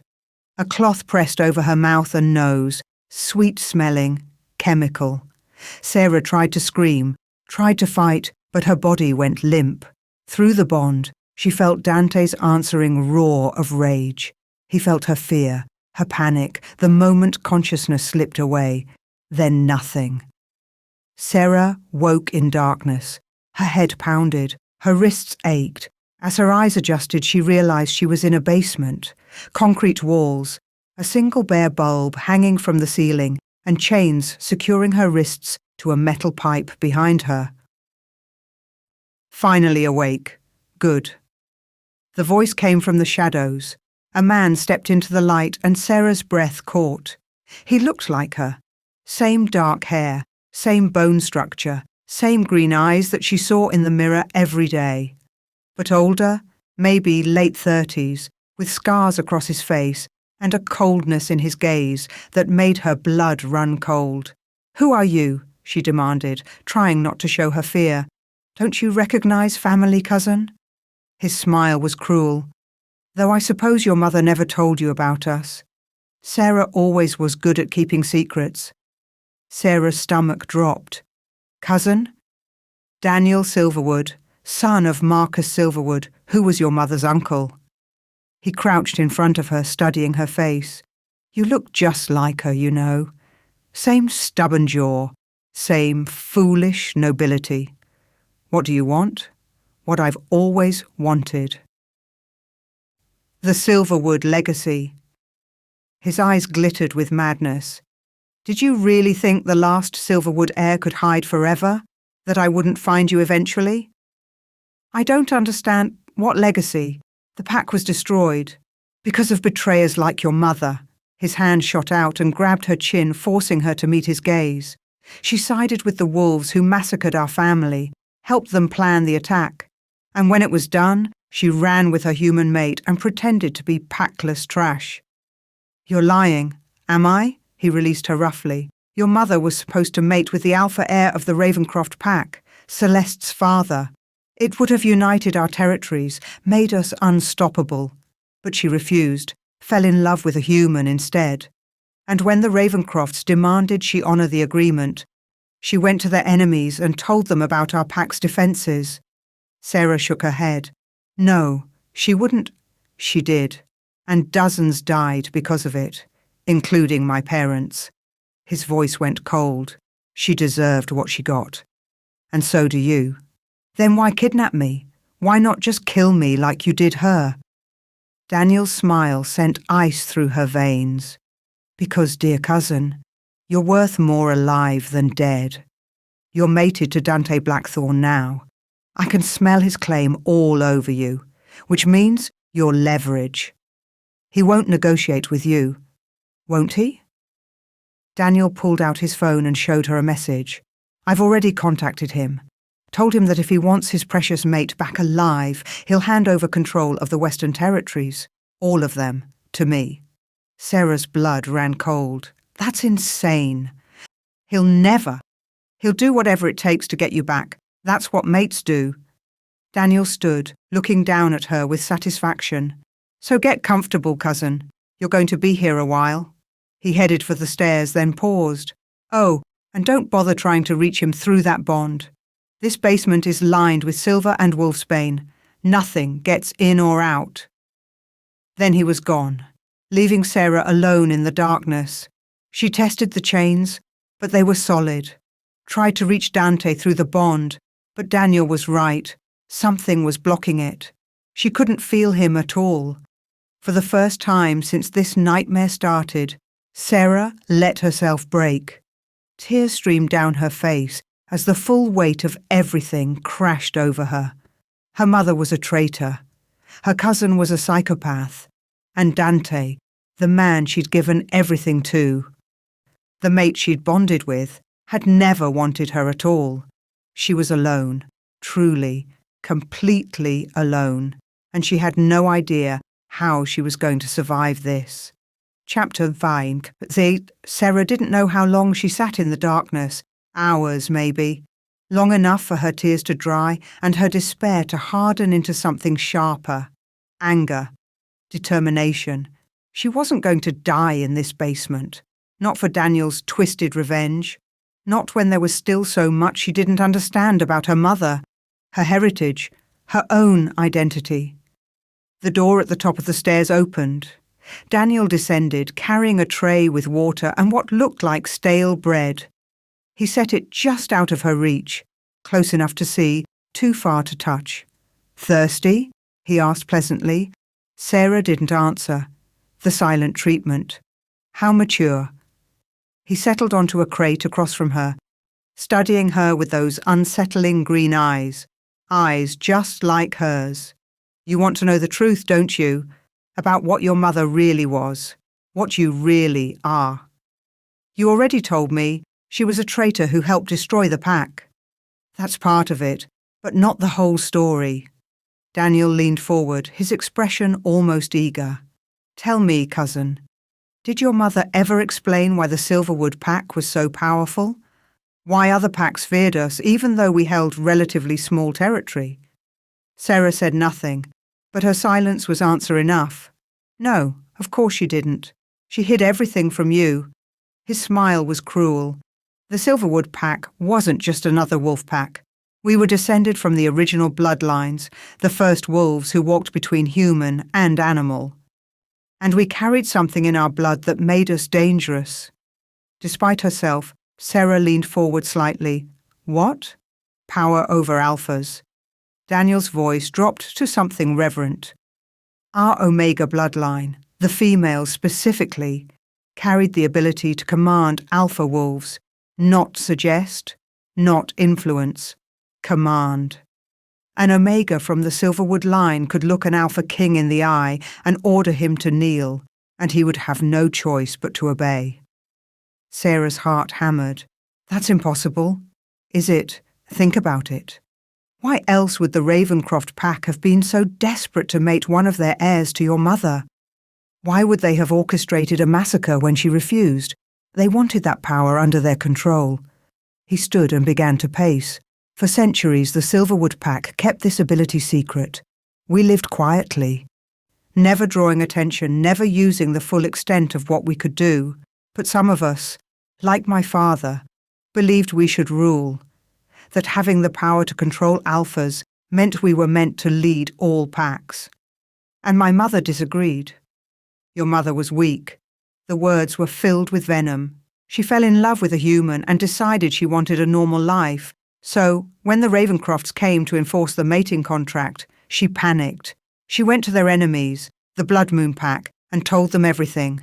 Our defences, our numbers, and most importantly, our secret.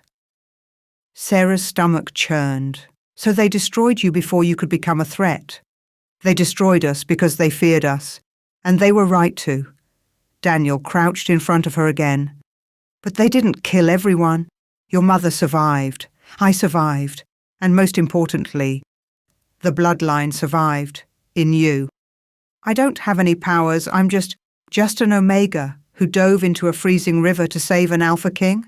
His smile was knowing. "Just an Omega who survived a lethal dose of wolfsbane because your mate bond was strong enough to keep you alive? Just an Omega who managed to catch the attention of the most powerful Alpha in the Western Territories the moment he laid eyes on you." Each word hit like a punch. Sarah shook her head. "That's not. It's just the mate bond. It's fate. Or maybe fate chose you for him because you have the power to bind him to you completely. To make him yours in ways he doesn't even understand yet." Daniel's eyes glittered. "Your mother knew what you were. That's why she suppressed your powers with magic. Why she kept you away from other wolves, raised you human. She was trying to hide you from people like me, people who want to use me, people who understand what you represent." He grabbed her chin, forcing her to meet his gaze. "You're not just an Omega, Sarah. You're the last true born of the Silverwood line, and your blood is the key to everything." Sarah tried to pull away, but his grip tightened. "What do you mean, my blood?" "There's a ritual, an old one, passed down through the Silverwood Alphas. It allows someone to take the power of a true-born Omega, to absorb it, make it their own." His voice took on a fevered quality. With your blood, I could command any alpha in existence. I could unite all the packs under my rule. I could rebuild what was destroyed and make the Silverwood name feared again. Horror washed over her. You want to kill me. To drain me for some insane ritual. Not kill. You'll survive the process. Weakened, powerless, but alive. He released her and stood. I'm not a monster, cousin. I'm just reclaiming what should have been mine all along. You're insane, and you're in chains in my basement, so perhaps you should reconsider who has the upper hand here. He headed for the stairs. The ritual requires preparation, 3 days. Then we'll see what the last Silverwood Omega is truly capable of. The door slammed shut, leaving Sarah alone with the weight of impossible revelations. Dante was losing his mind. The mate bond, once a source of warmth and certainty, was now a gaping wound in his chest.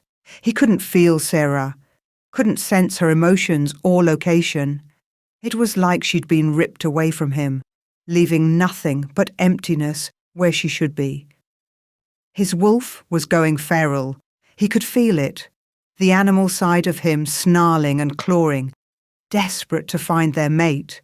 It took every ounce of control to keep from shifting and tearing through the city looking for her. Anything? He demanded as Marcus entered his office. His beta looked exhausted. We've checked every motel, every safe house, every friend she might run to. Nothing. It's like she vanished. She didn't vanish. Someone took her. Dante slammed his fist on the desk hard enough to crack the wood. She was running vulnerable and someone grabbed her. We don't know that. I felt it. The words came out as a roar, through the bond, right before it cut off. Fear, panic, then nothing. Someone took my mate, Marcus. Marcus held up his hands in a placating gesture. Okay, we'll proceed under that assumption. But that means we need to figure out who and why. Any enemies you can think of? Besides Celeste and her family? Take your pick. Dante ran his hands through his hair, trying to think past the howling of his wolf. But this feels different, more personal. The Silverwood connection? Maybe. Dante pulled up the files he'd been researching all night. The Silverwood massacre 20 years ago. Sarah Silverwood, Sarah's mother, was listed among the survivors, but she disappeared. Changed her name to Morgan, lived human. Why? She was hiding. From what, or from who? Dante clicked through more documents. The official story is that the Blood Moon Pack destroyed the Silverwood X for territorial reasons. But the Blood Moons are gone now too, wiped out in a challenge 5 years ago. So who benefits from keeping Silverwood survivors hidden or dead? Marcus frowned. Unless it's not about territory, what if there's something else? Something about the Silverwood bloodline that made them dangerous? Before Dante could respond, his phone rang. Unknown number. He answered immediately. Blackthorn. Alpha King. The voice was male, unfamiliar and smug. I have something that belongs to you. Dante's blood ran cold. If you've hurt her, she's alive, for now, and she'll stay that way as long as you cooperate. What do you want? Control of the Western Territories, all of them. You'll sign them over to me along with your title. In exchange, you get your precious mate back. And if I refuse? Then I complete the ritual using her blood, gain her power, and take the territories anyway. The only difference is whether she survives the process. Dante's hand tightened on the phone. Who are you? Daniel Silverwood, the true heir to the Silverwood legacy and cousin to your little Omega. The satisfaction in his voice made Dante want to reach through the phone and rip out his throat. You have 48 hours to decide, Alpha King. Choose wisely. The line went dead. Marcus was already moving. I'll trace the call. He won't be that sloppy, but now we know who has her. Dante's mind raced. Silverwood. He's connected to her bloodline. This is about family, not politics. Then we need to figure out what the Silverwood connection really means.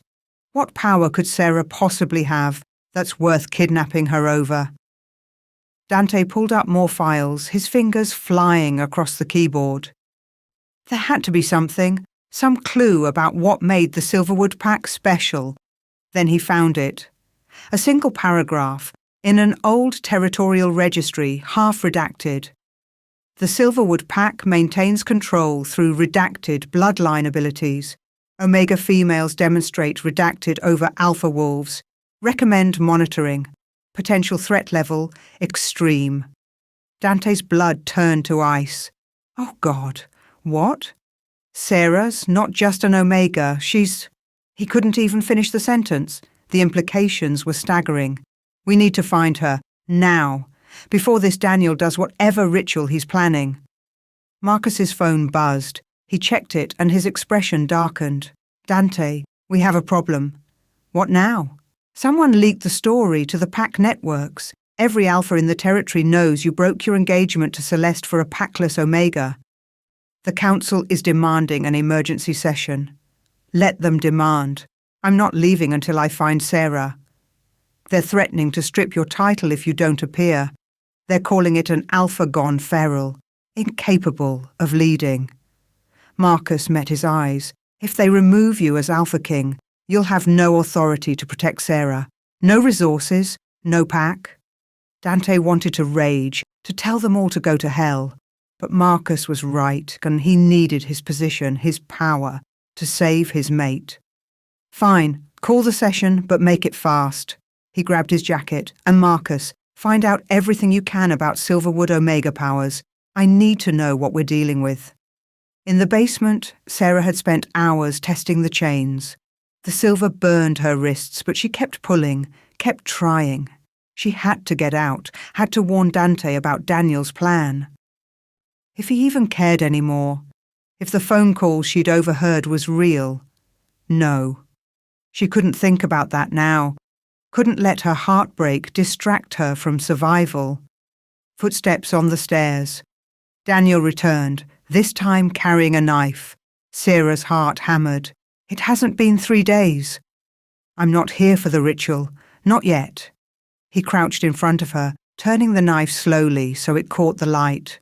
I'm here to see if Mother Dearest's suppression spell is still holding, or if recent events have started to crack it. I don't know what you're talking about, don't you? He pressed the blade against her arm, not cutting but threatening. You completed a mate bond with an Alpha King. That's a huge transfer of power, of magic. It should have triggered something in your blood, made you feel different. Sarah's mind raced back. Had she felt different after bonding with Dante? She'd been so focused on the emotional aspects, the connection, the intimacy, that she hadn't paid attention to anything else. But now that Daniel mentioned it, there had been a moment, right when the bond snapped into place, when she'd felt something surge through her, like lightning in her veins. She'd thought it was just the intensity of the moment. Nothing, she lied. I felt nothing. Daniel's eyes narrowed. Liar. The knife pressed harder, breaking skin. Blood welled up, and his expression turned eager. Let's test that, shall we? He grabbed her chin, forcing her to meet his gaze. Look at me, Omega. Look directly at me. Sarah tried to look away, but his grip was iron. Their eyes locked, green on green. Silverwood blood, recognizing Silverwood blood. And something inside Sarah woke up. It was like a dam breaking. Power flooded through her, ancient and terrifying, and completely instinctive. Her Omega side rose up, but not with submission, with command. Let go. The words came out different, layered with something that made the air itself vibrate. Daniel's hand dropped from her face like he'd been burned. His eyes widened in shock as his body moved against his will, stepping backward.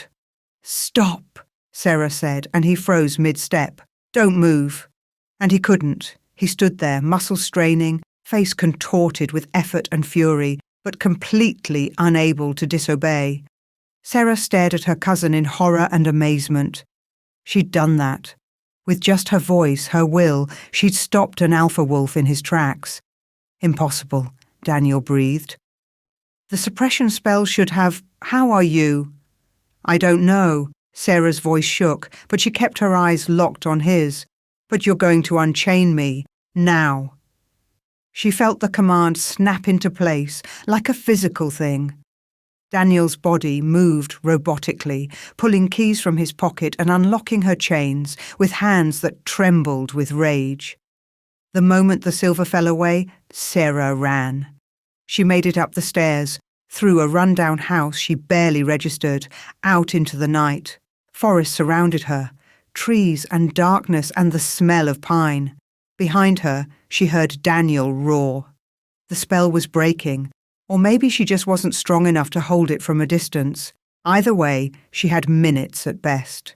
Sarah ran deeper into the forest, branches catching at her clothes and hair. Her body was weak from captivity and the sudden drain of using powers she didn't understand. Every step was agony, but she kept moving. She had to get far enough away, had to find somewhere safe, had to... Her foot caught on a root. She went down hard, the breath knocked from her lungs. When she tried to stand, her legs gave out, too weak. She'd pushed too far. Sarah crawled behind a fallen log and tried to catch her breath.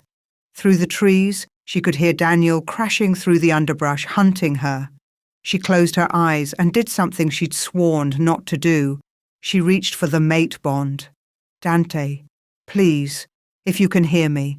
I'm sorry, I'm so sorry, but I need you. For a terrible moment, there was only silence. Then, Sarah. The bond flared to life, burning so bright it hurt.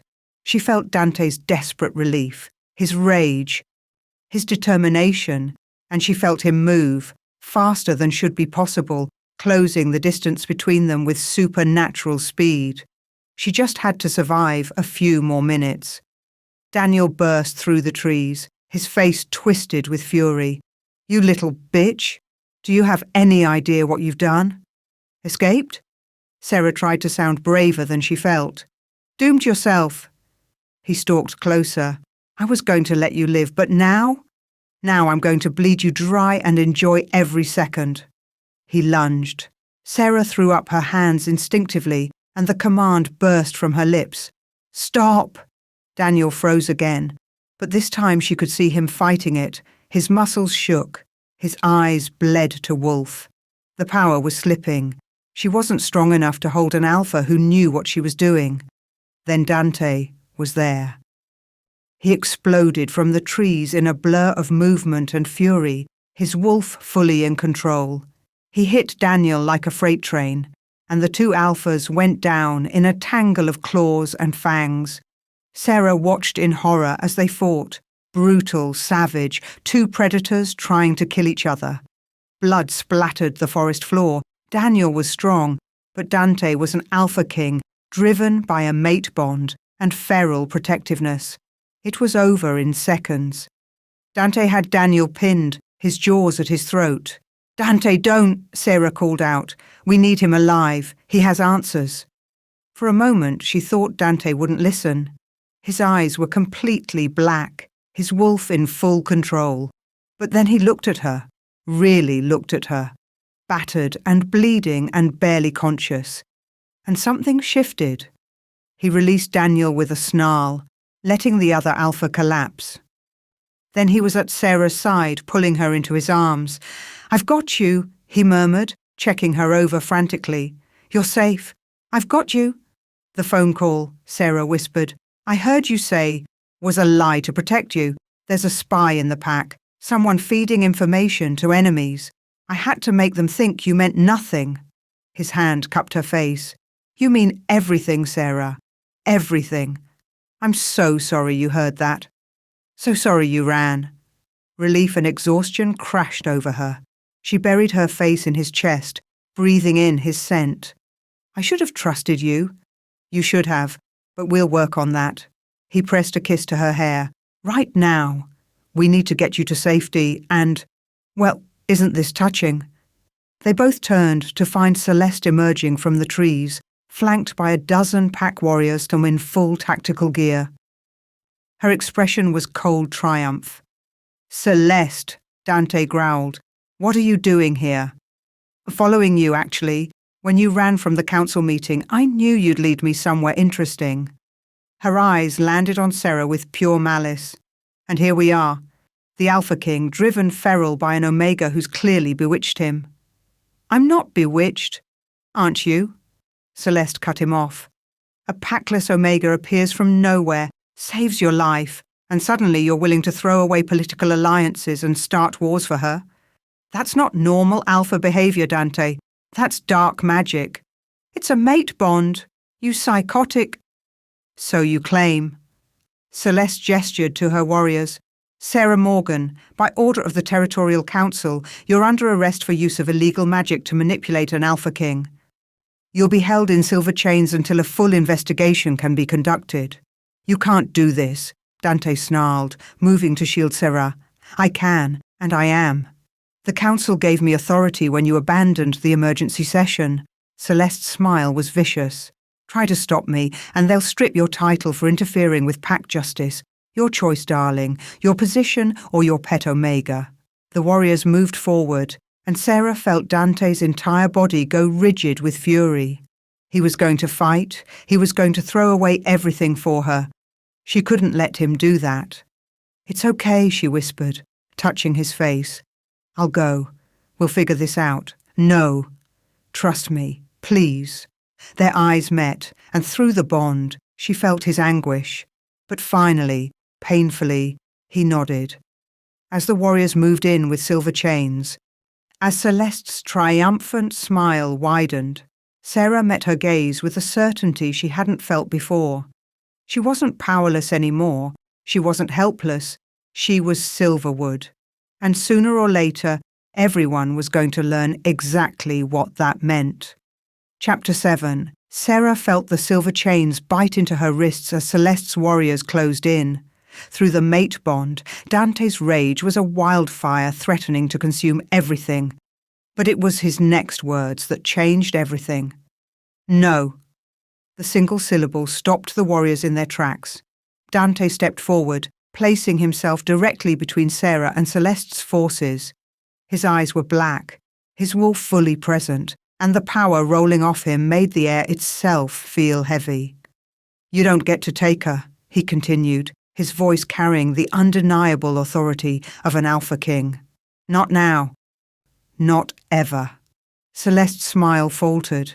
Dante, be reasonable. The Council can go to hell. He turned to face the gathered warriors, his gaze sweeping over each of them. Listen carefully, because I'm only saying this once. I, Dante Blackthorne, Alpha King of the Western Territories, hereby reject the engagement contract with Celeste Ravencroft. Gasps rippled through the group. Celeste's face went white, then red with fury. You can't do that, she hissed. The treaty was made without my consent by a council that doesn't speak for me. I'm ending it. Dante's voice grew harder. Furthermore, I claim Sarah Morgan as my mate, my true mate. Anyone who threatens her threatens me, and will be dealt with accordingly. For a moment, there was stunned silence. Then chaos erupted. Celeste's warriors surged forward on her screamed command. At the same time, Sarah heard vehicles approaching through the trees, reinforcements, probably summoned when Celeste first found them. But it wasn't just Celeste's people arriving. Marcus burst from the tree line with a squad of Dante's personal guard, and suddenly the forest clearing was full of wolves on the verge of war. Stand down, Dante roared, but the wolves kept advancing. The territorial instincts were too strong, the pack dynamics too volatile. Blood was about to be spilled. Sarah struggled against the silver chains, feeling helpless as the situation spiraled. She could see it happening in slow motion, warriors drawing weapons, fangs baring, eyes bleeding to wolf. Then Marcus shouted something that made her blood run cold. The council's here. They've brought Lockwood and Chen. They're calling for a vote of no confidence. Sarah's heart dropped. A vote of no confidence meant they could strip Dante of his title, leave him powerless, leave them both vulnerable. 3 vehicles screeched to a halt at the edge of the clearing. Men in expensive suits emerged. The Territorial Council, she realized. The wolves who held political power over all the packs in the Western Territories. An older man with silver hair and cold eyes stepped forward. Dante Blackthorne, you've abandoned an emergency council session, rejected a treaty engagement and caused civil unrest.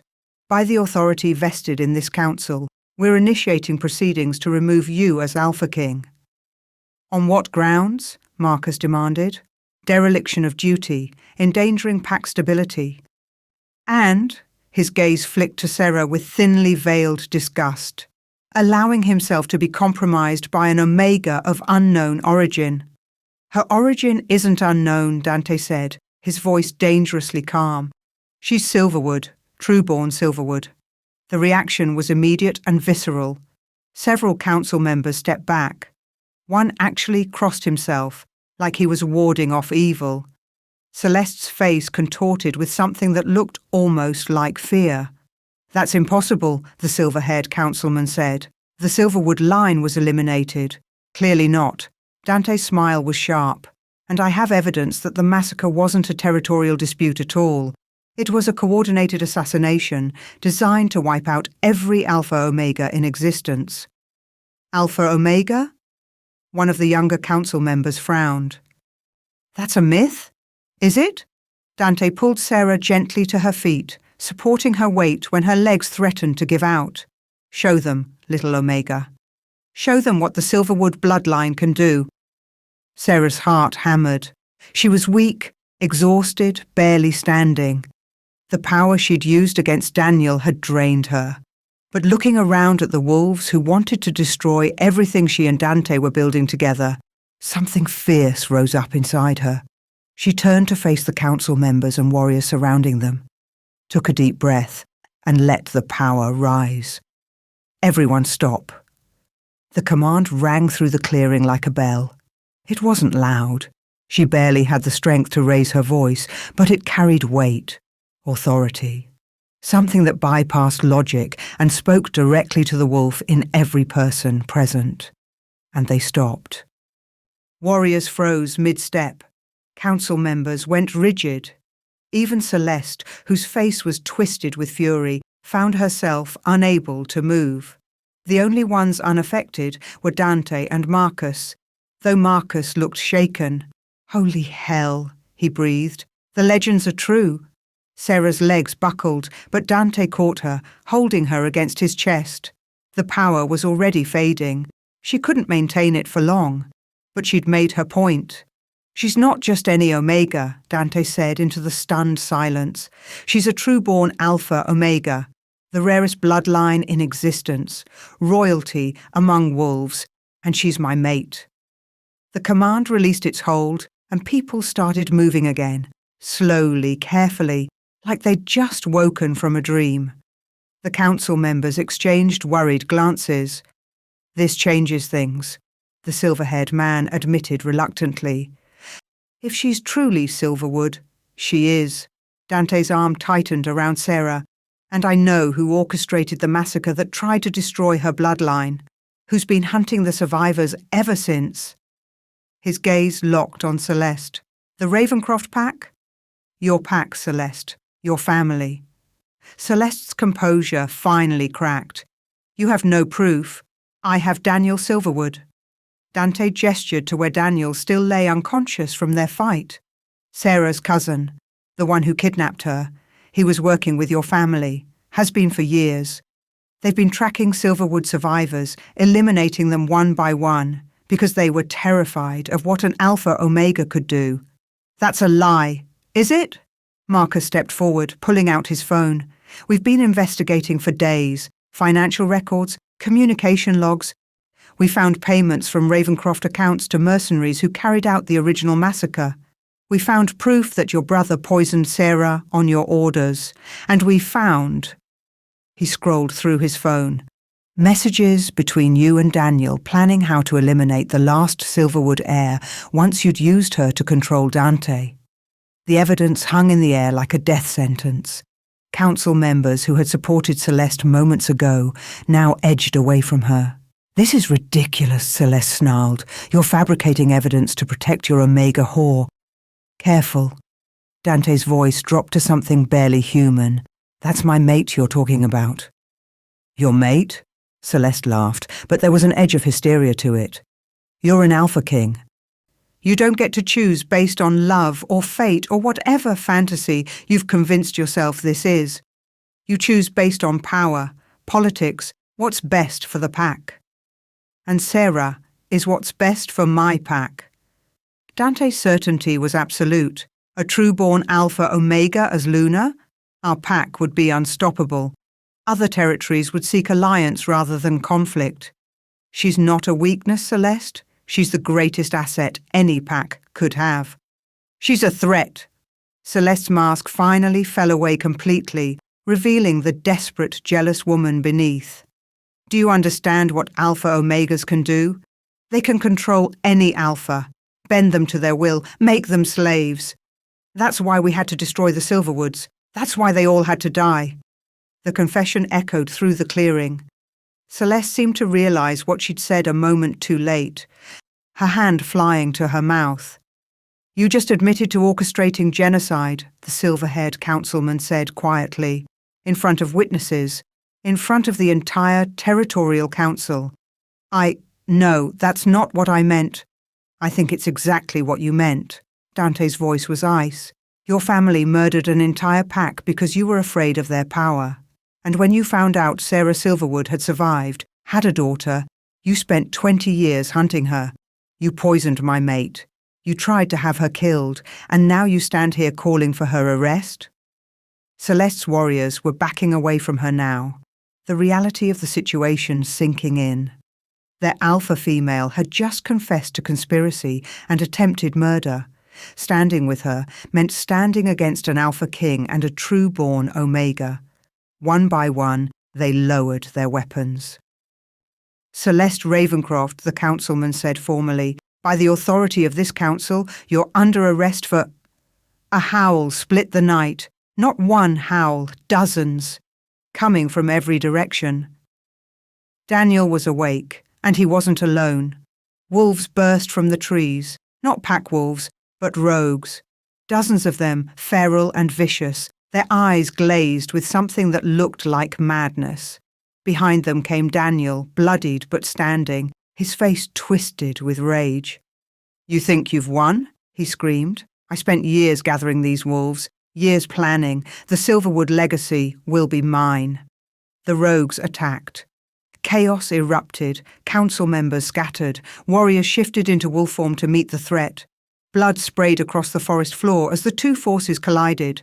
Dante shifted instantly, his massive black wolf tearing into the rogues with devastating efficiency. Marcus shifted too, fighting beside his alpha. But there were too many enemies, coming from every direction. Sarah watched in horror as wolves fell, both sides taking casualties. She saw a rogue's jaws close around a young warrior's throat, saw Daniel fighting his way toward her, his eyes fixed on her with murderous intent. Your blood, he snarled, shifting mid-stride into a grey wolf. One way or another, I'm taking your power tonight. He lunged. Sarah threw up her hands, trying to command him to stop, but she was too weak. The power stuttered, barely making him flinch before he was on her, teeth closed around her arm. Pain exploded through her body. Through the mate bond, she felt Dante's answering roar of rage, but he was too far away. Fighting 3 rogues at once. Daniel shook her like a rag doll, and Sarah felt something inside her crack.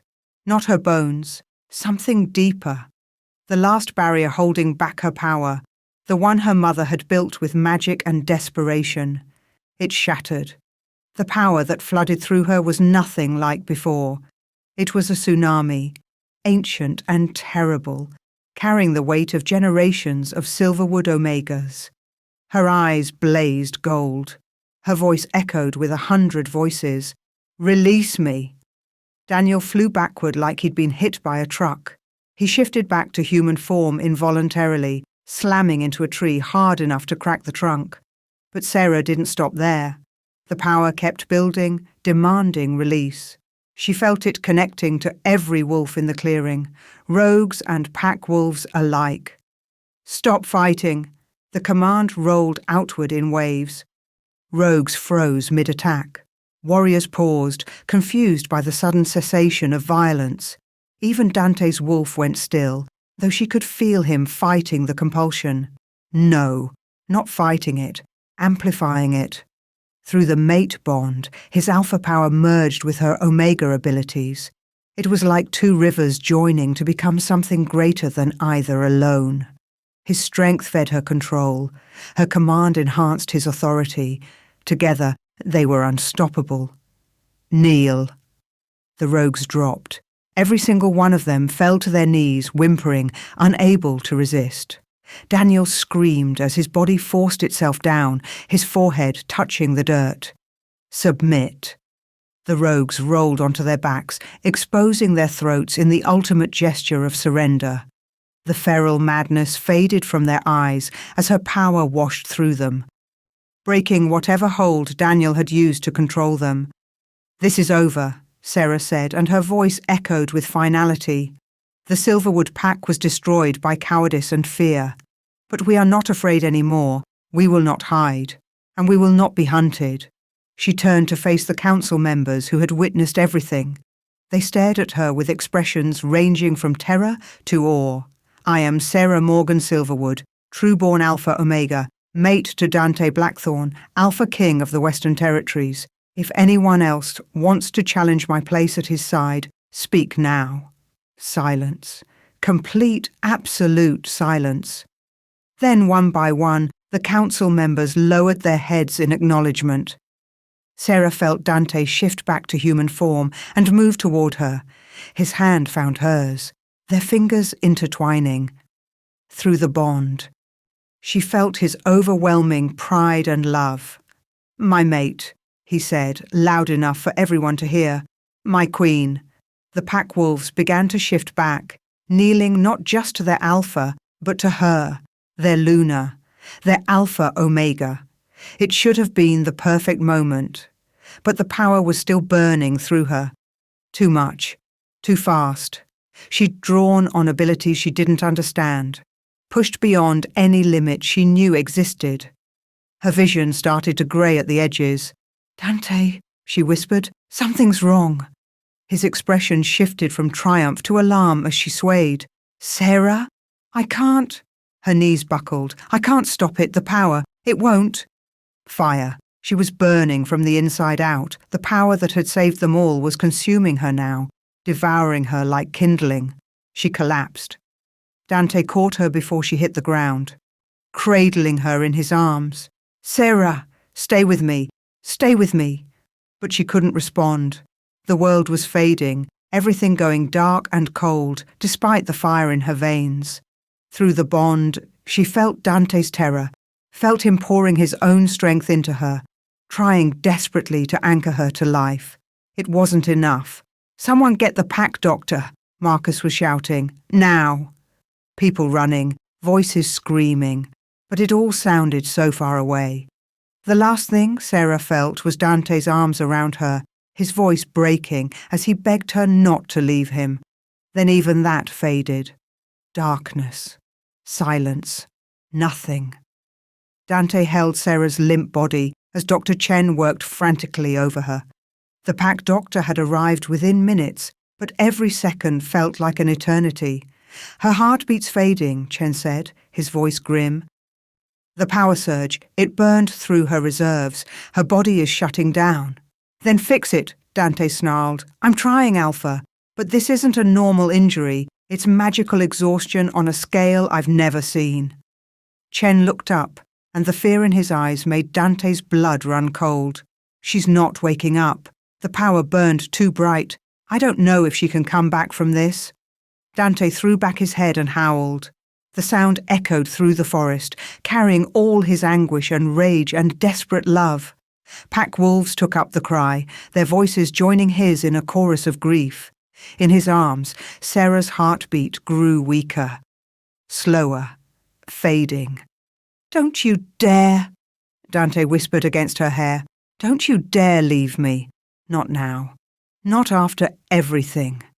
I need you, little Omega. The pack needs you. Fight.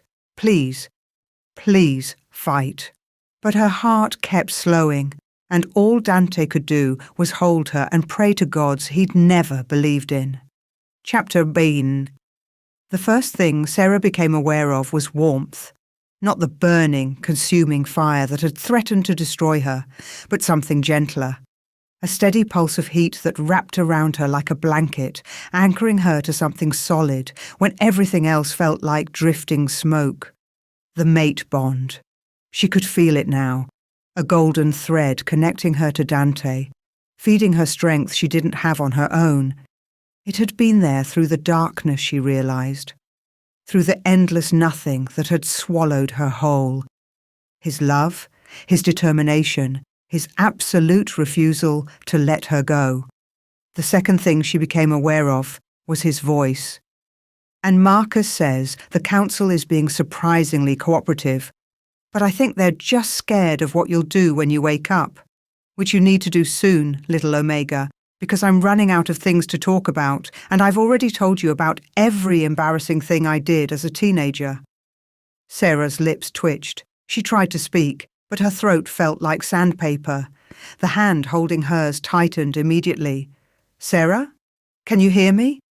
She forced her eyes open.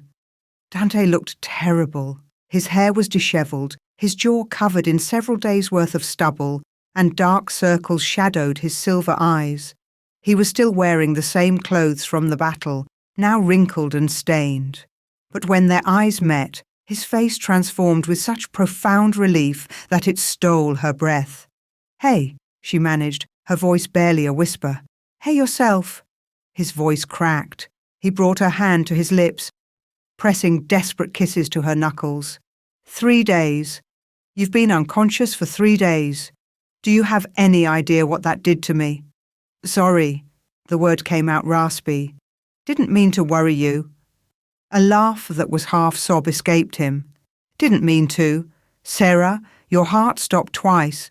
The doctors had to restart it. The only thing keeping you alive was the mate bond, and even that was barely enough.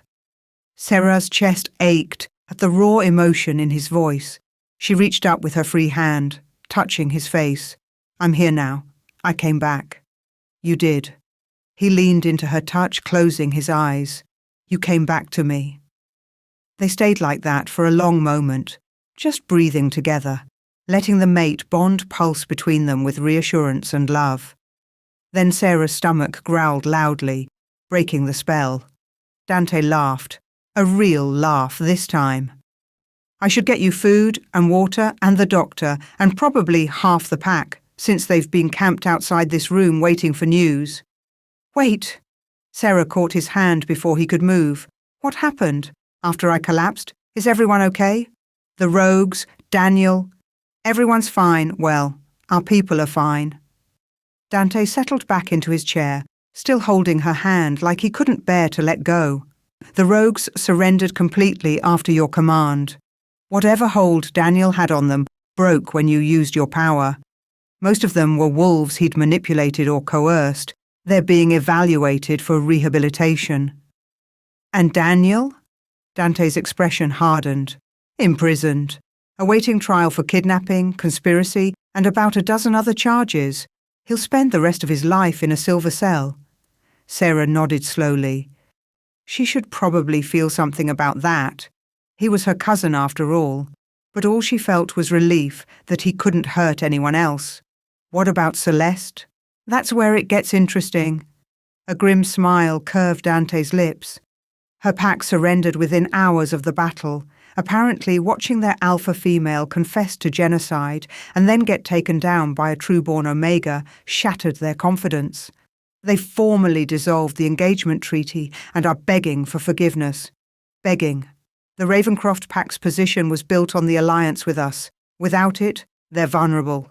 Their council has already replaced Celeste as alpha female. Her own family threw her out when they realized the extent of what she'd done. She's facing trial alongside Daniel. Sarah tried to process all of this. A week ago, she'd been a waitress struggling to pay rent. Now she was apparently the catalyst for pack politics that affected thousands of lives. And the Territorial Council, she asked. Last I remember, they were trying to remove you. They've had a change of heart. Dante's smile turned sharp. Witnessing an Alpha Omega take down an army of rogues with a single command tends to adjust perspectives. They formally recognized you as my true mate and the legitimate heir to the Silverwood legacy. You have a seat on the council now, if you want it. A seat on the... Sarah shook her head, overwhelmed. Dante, a week ago I was serving coffee to truckers at a diner. I don't know how to be a council member. You don't have to decide anything right now. He squeezed her hand. Right now, you need to rest, eat, and recover. Everything else can wait. But even as he said it, Sarah could see the weight he was carrying. 3 days of ruling alone while she lay unconscious. 3 days of political maneuvering and damage control and holding the pack together. She wasn't the only one who needed to recover. The next few days were a blur of doctors, visitors, and overwhelming amounts of food. Apparently, magical exhaustion required massive caloric intake to heal, and the pack kitchen had taken this as a personal challenge. Sarah ate her way through enough food to feed a small army, while Dante caught her up on everything she'd missed. The political situation had stabilized faster than anyone expected, largely because of how publicly Celeste had confessed and how dramatically Sarah had demonstrated her power. But it was the personal moments that mattered most. The way Dante held her each night, his body curved protectively around hers. The soft conversations in the dark about fears and hopes and futures. The slow rebuilding of trust after the misunderstanding that had nearly destroyed them. I should have known, Sarah admitted one night, her head resting on his chest. That phone call, I should have trusted you. Should have asked instead of running. You'd just been poisoned and discovered your mother was murdered. Your judgment was compromised. His hand stroked through her hair. And I should have told you about the spy sooner. Should have warned you that I might need to say things I didn't mean. We both made mistakes. We did. But we're here now. He pressed a kiss to her forehead. And I'm never letting you run from me again. I don't think I could if I tried. Sarah placed her hand over his heart, feeling it beat steady and strong beneath her palm. The bond won't let me. It's like you're part of me now. That's exactly what it is. Dante's voice was soft. A mate bond isn't about ownership or control. It's about partnership. 2 people becoming stronger together than they could ever be apart. Sarah thought about that. About the moment in battle when her power had merged with his. Creating something neither could achieve alone. That was what the bond really meant. Not possession, but unity. I think I'm starting to understand, she whispered. 2 weeks after the battle, Sarah stood in front of a mirror in the Alpha quarters, trying not to hyperventilate.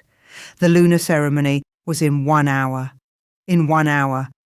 She would walk out in front of thousands of wolves and be formally crowned as Dante's mate. As Lunar Queen of the Western Territories, the dress was stunning. Deep emerald green that brought out her eyes, fitted through the bodice and flowing into a full skirt. A delicate silver circlet sat on her dark hair. She looked like a queen.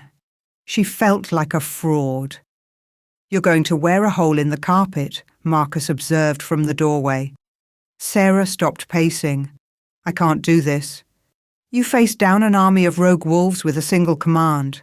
Pretty sure you can handle a ceremony. That was different. That was instinct. Sarah gestured at her reflection. This is standing up in front of everyone and pretending I know what I'm doing. Marcus crossed the room and stood beside her, meeting her eyes in the mirror. Can I tell you something? When Dante first told me about you, about what happened in the river, I thought he'd lost his mind. A Packless Omega? As mate to an Alpha King? It seemed impossible. Thanks for the pep talk. I'm not finished. His expression softened. But then I watched you refuse his money because you have principles. Watched you survive a poisoning that should have killed you. Watched you command an entire army to their knees to protect people you barely knew. He put his hand on her shoulder. You're not pretending to know what you're doing, Sarah. You're learning. And that's exactly what a good leader does. Tears pricked at Sarah's eyes. When did you become wise? I've always been wise. People just don't notice because Dante's so dramatic. He squeezed her shoulder. You've got this. And for what it's worth, I'm proud to call you Luna. Before Sarah could respond, the door opened and Dante walked in. He stopped dead when he saw her, his silver eyes going wide. You look... He shook his head, seemingly unable to find words. God, Sarah. Is that good or bad? It's... He crossed to her in 3 strides, cupping her face in his hands. It's everything. You're everything. Then he kissed her deep and thorough until Marcus cleared his throat pointedly. Save it for after the ceremony. You'll ruin her lipstick. Dante pulled back reluctantly, his eyes still fixed on Sarah. Ready?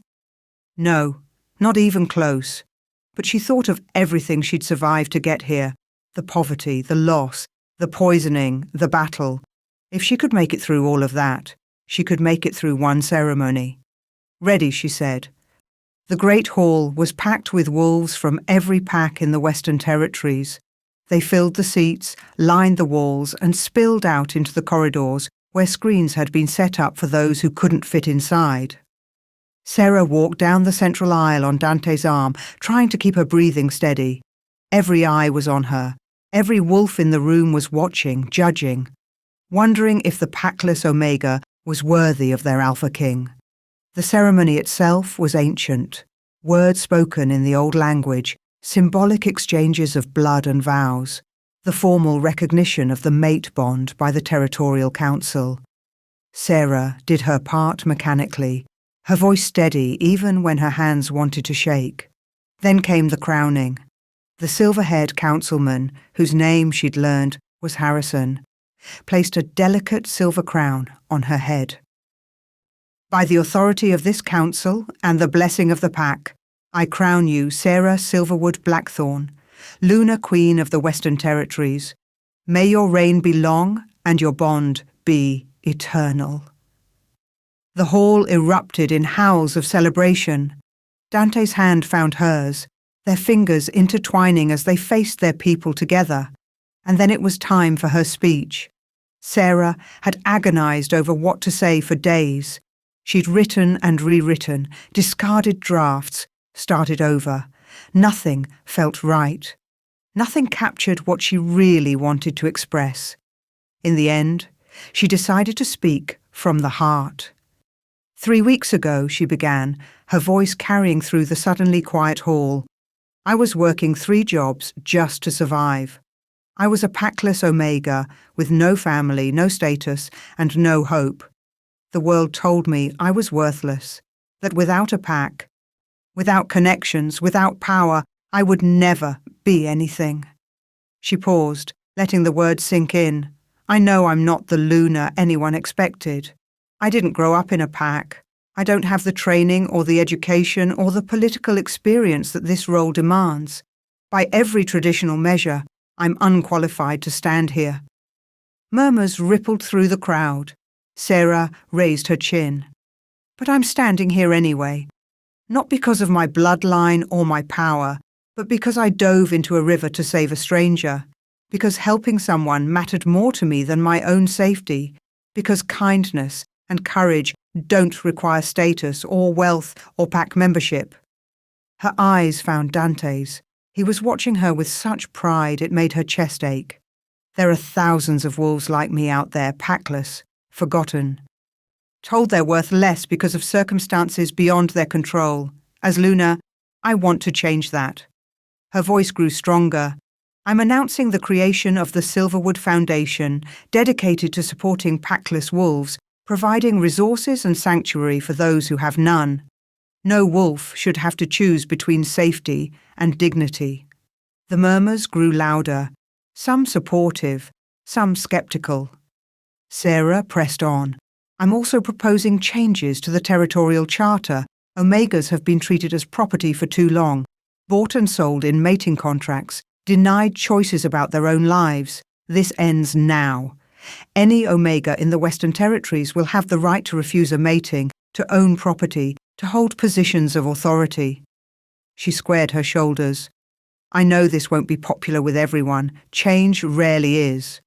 But I didn't survive everything I've survived just to maintain a broken system." She looked out at the sea of faces, some shocked, some hostile, many thoughtful. "I may not be the Luna you expected, but I promise to be the Luna you need. One who fights for all wolves, not just the powerful ones. One who remembers what it's like to be forgotten." She took a breath, steadying herself for the final words. "I am Sarah Silverwood Blackthorn. I am your Luna, and I am not afraid any more." The silence stretched for one heartbeat, two. Then someone started clapping. Another joined. Another. The applause built like a wave, crashing over the hall until the walls themselves seemed to shake with it. Dante pulled her into his arms, lifting her off her feet and spinning her around while the crowd roared its approval. "That's my mate," he said against her ear. "That's my Luna." Hours later, after the ceremony and the reception and the endless parade of well-wishers, Sarah finally had Dante alone. They stood on the balcony of their quarters, looking out over the city lights. The night was cool and clear, and for the first time in weeks, Sarah felt something like peace. "You were incredible today," Dante said, his arms wrapped around her from behind. "Those proposals are going to cause trouble, you know." "I know, but they're right." "They are." He pressed a kiss to her temple. "I'm proud of you." Sarah leaned back against his chest, savouring the closeness. There was something she needed to tell him, something she'd discovered that morning and had been carrying with her all day, waiting for the right moment. "Dante? I need to tell you something." She turned in his arms to face him. "The doctors ran some tests while I was recovering. Standard stuff, they said. Making sure everything was healing properly." His brow furrowed with concern. "Is something wrong?" "No, nothing's wrong." She took his hand and placed it on her stomach. "Everything's exactly right." For a moment, he just looked confused. Then understanding dawned, and his silver eyes went wide. "Are you—" His voice cracked. "Sarah, are you saying—" "I'm pregnant." The words came out on a whisper and a smile. The mate bond, when we completed it, apparently it created more than just a connection. Dante stared at her, his expression shifting through shock, disbelief, and finally settling on something that looked like wonder. "A baby. We're having a baby. We're having a baby." His hands trembled as he cupped her face. I never imagined." He pulled her into a fierce embrace, burying his face in her hair. "A family. You're giving me a family." "We're building one together?" Sarah held him just as tightly. "That's what the mate bond is, right? Partnership. Creating something stronger together than we could ever be apart." He pulled back, just enough to kiss her, tender and reverent and overflowing with love. "I love you," he said against her lips. "I love you more than I have words for. I love you too." Sarah smiled up at him, her heart so full it hurt. "Though I expect to be reminded of that frequently during the pregnancy mood swings." Dante laughed, the sound bright and joyful. "I'll remind you every day. Every hour if you need it." His hand settled on her still flat stomach. "Both of you." They stood there in the moonlight, Alpha King and Luna Queen, holding each other and dreaming of the future they would build. 3 weeks ago, Sarah had been drowning in more ways than one, in poverty, in grief, in loneliness. She'd jumped into a river to save a stranger, expecting nothing in return. Instead, she'd found everything. Love, family, power, purpose. A mate who saw her as an equal, not a possession. A pack that was learning to accept her. A future filled with possibility instead of just survival. "Thank you," she whispered. Dante looked down at her, puzzled. For what? For drowning in the right river at the right time. He smiled that dangerous, devastating smile that still made her heart skip. "Thank you for jumping in after me.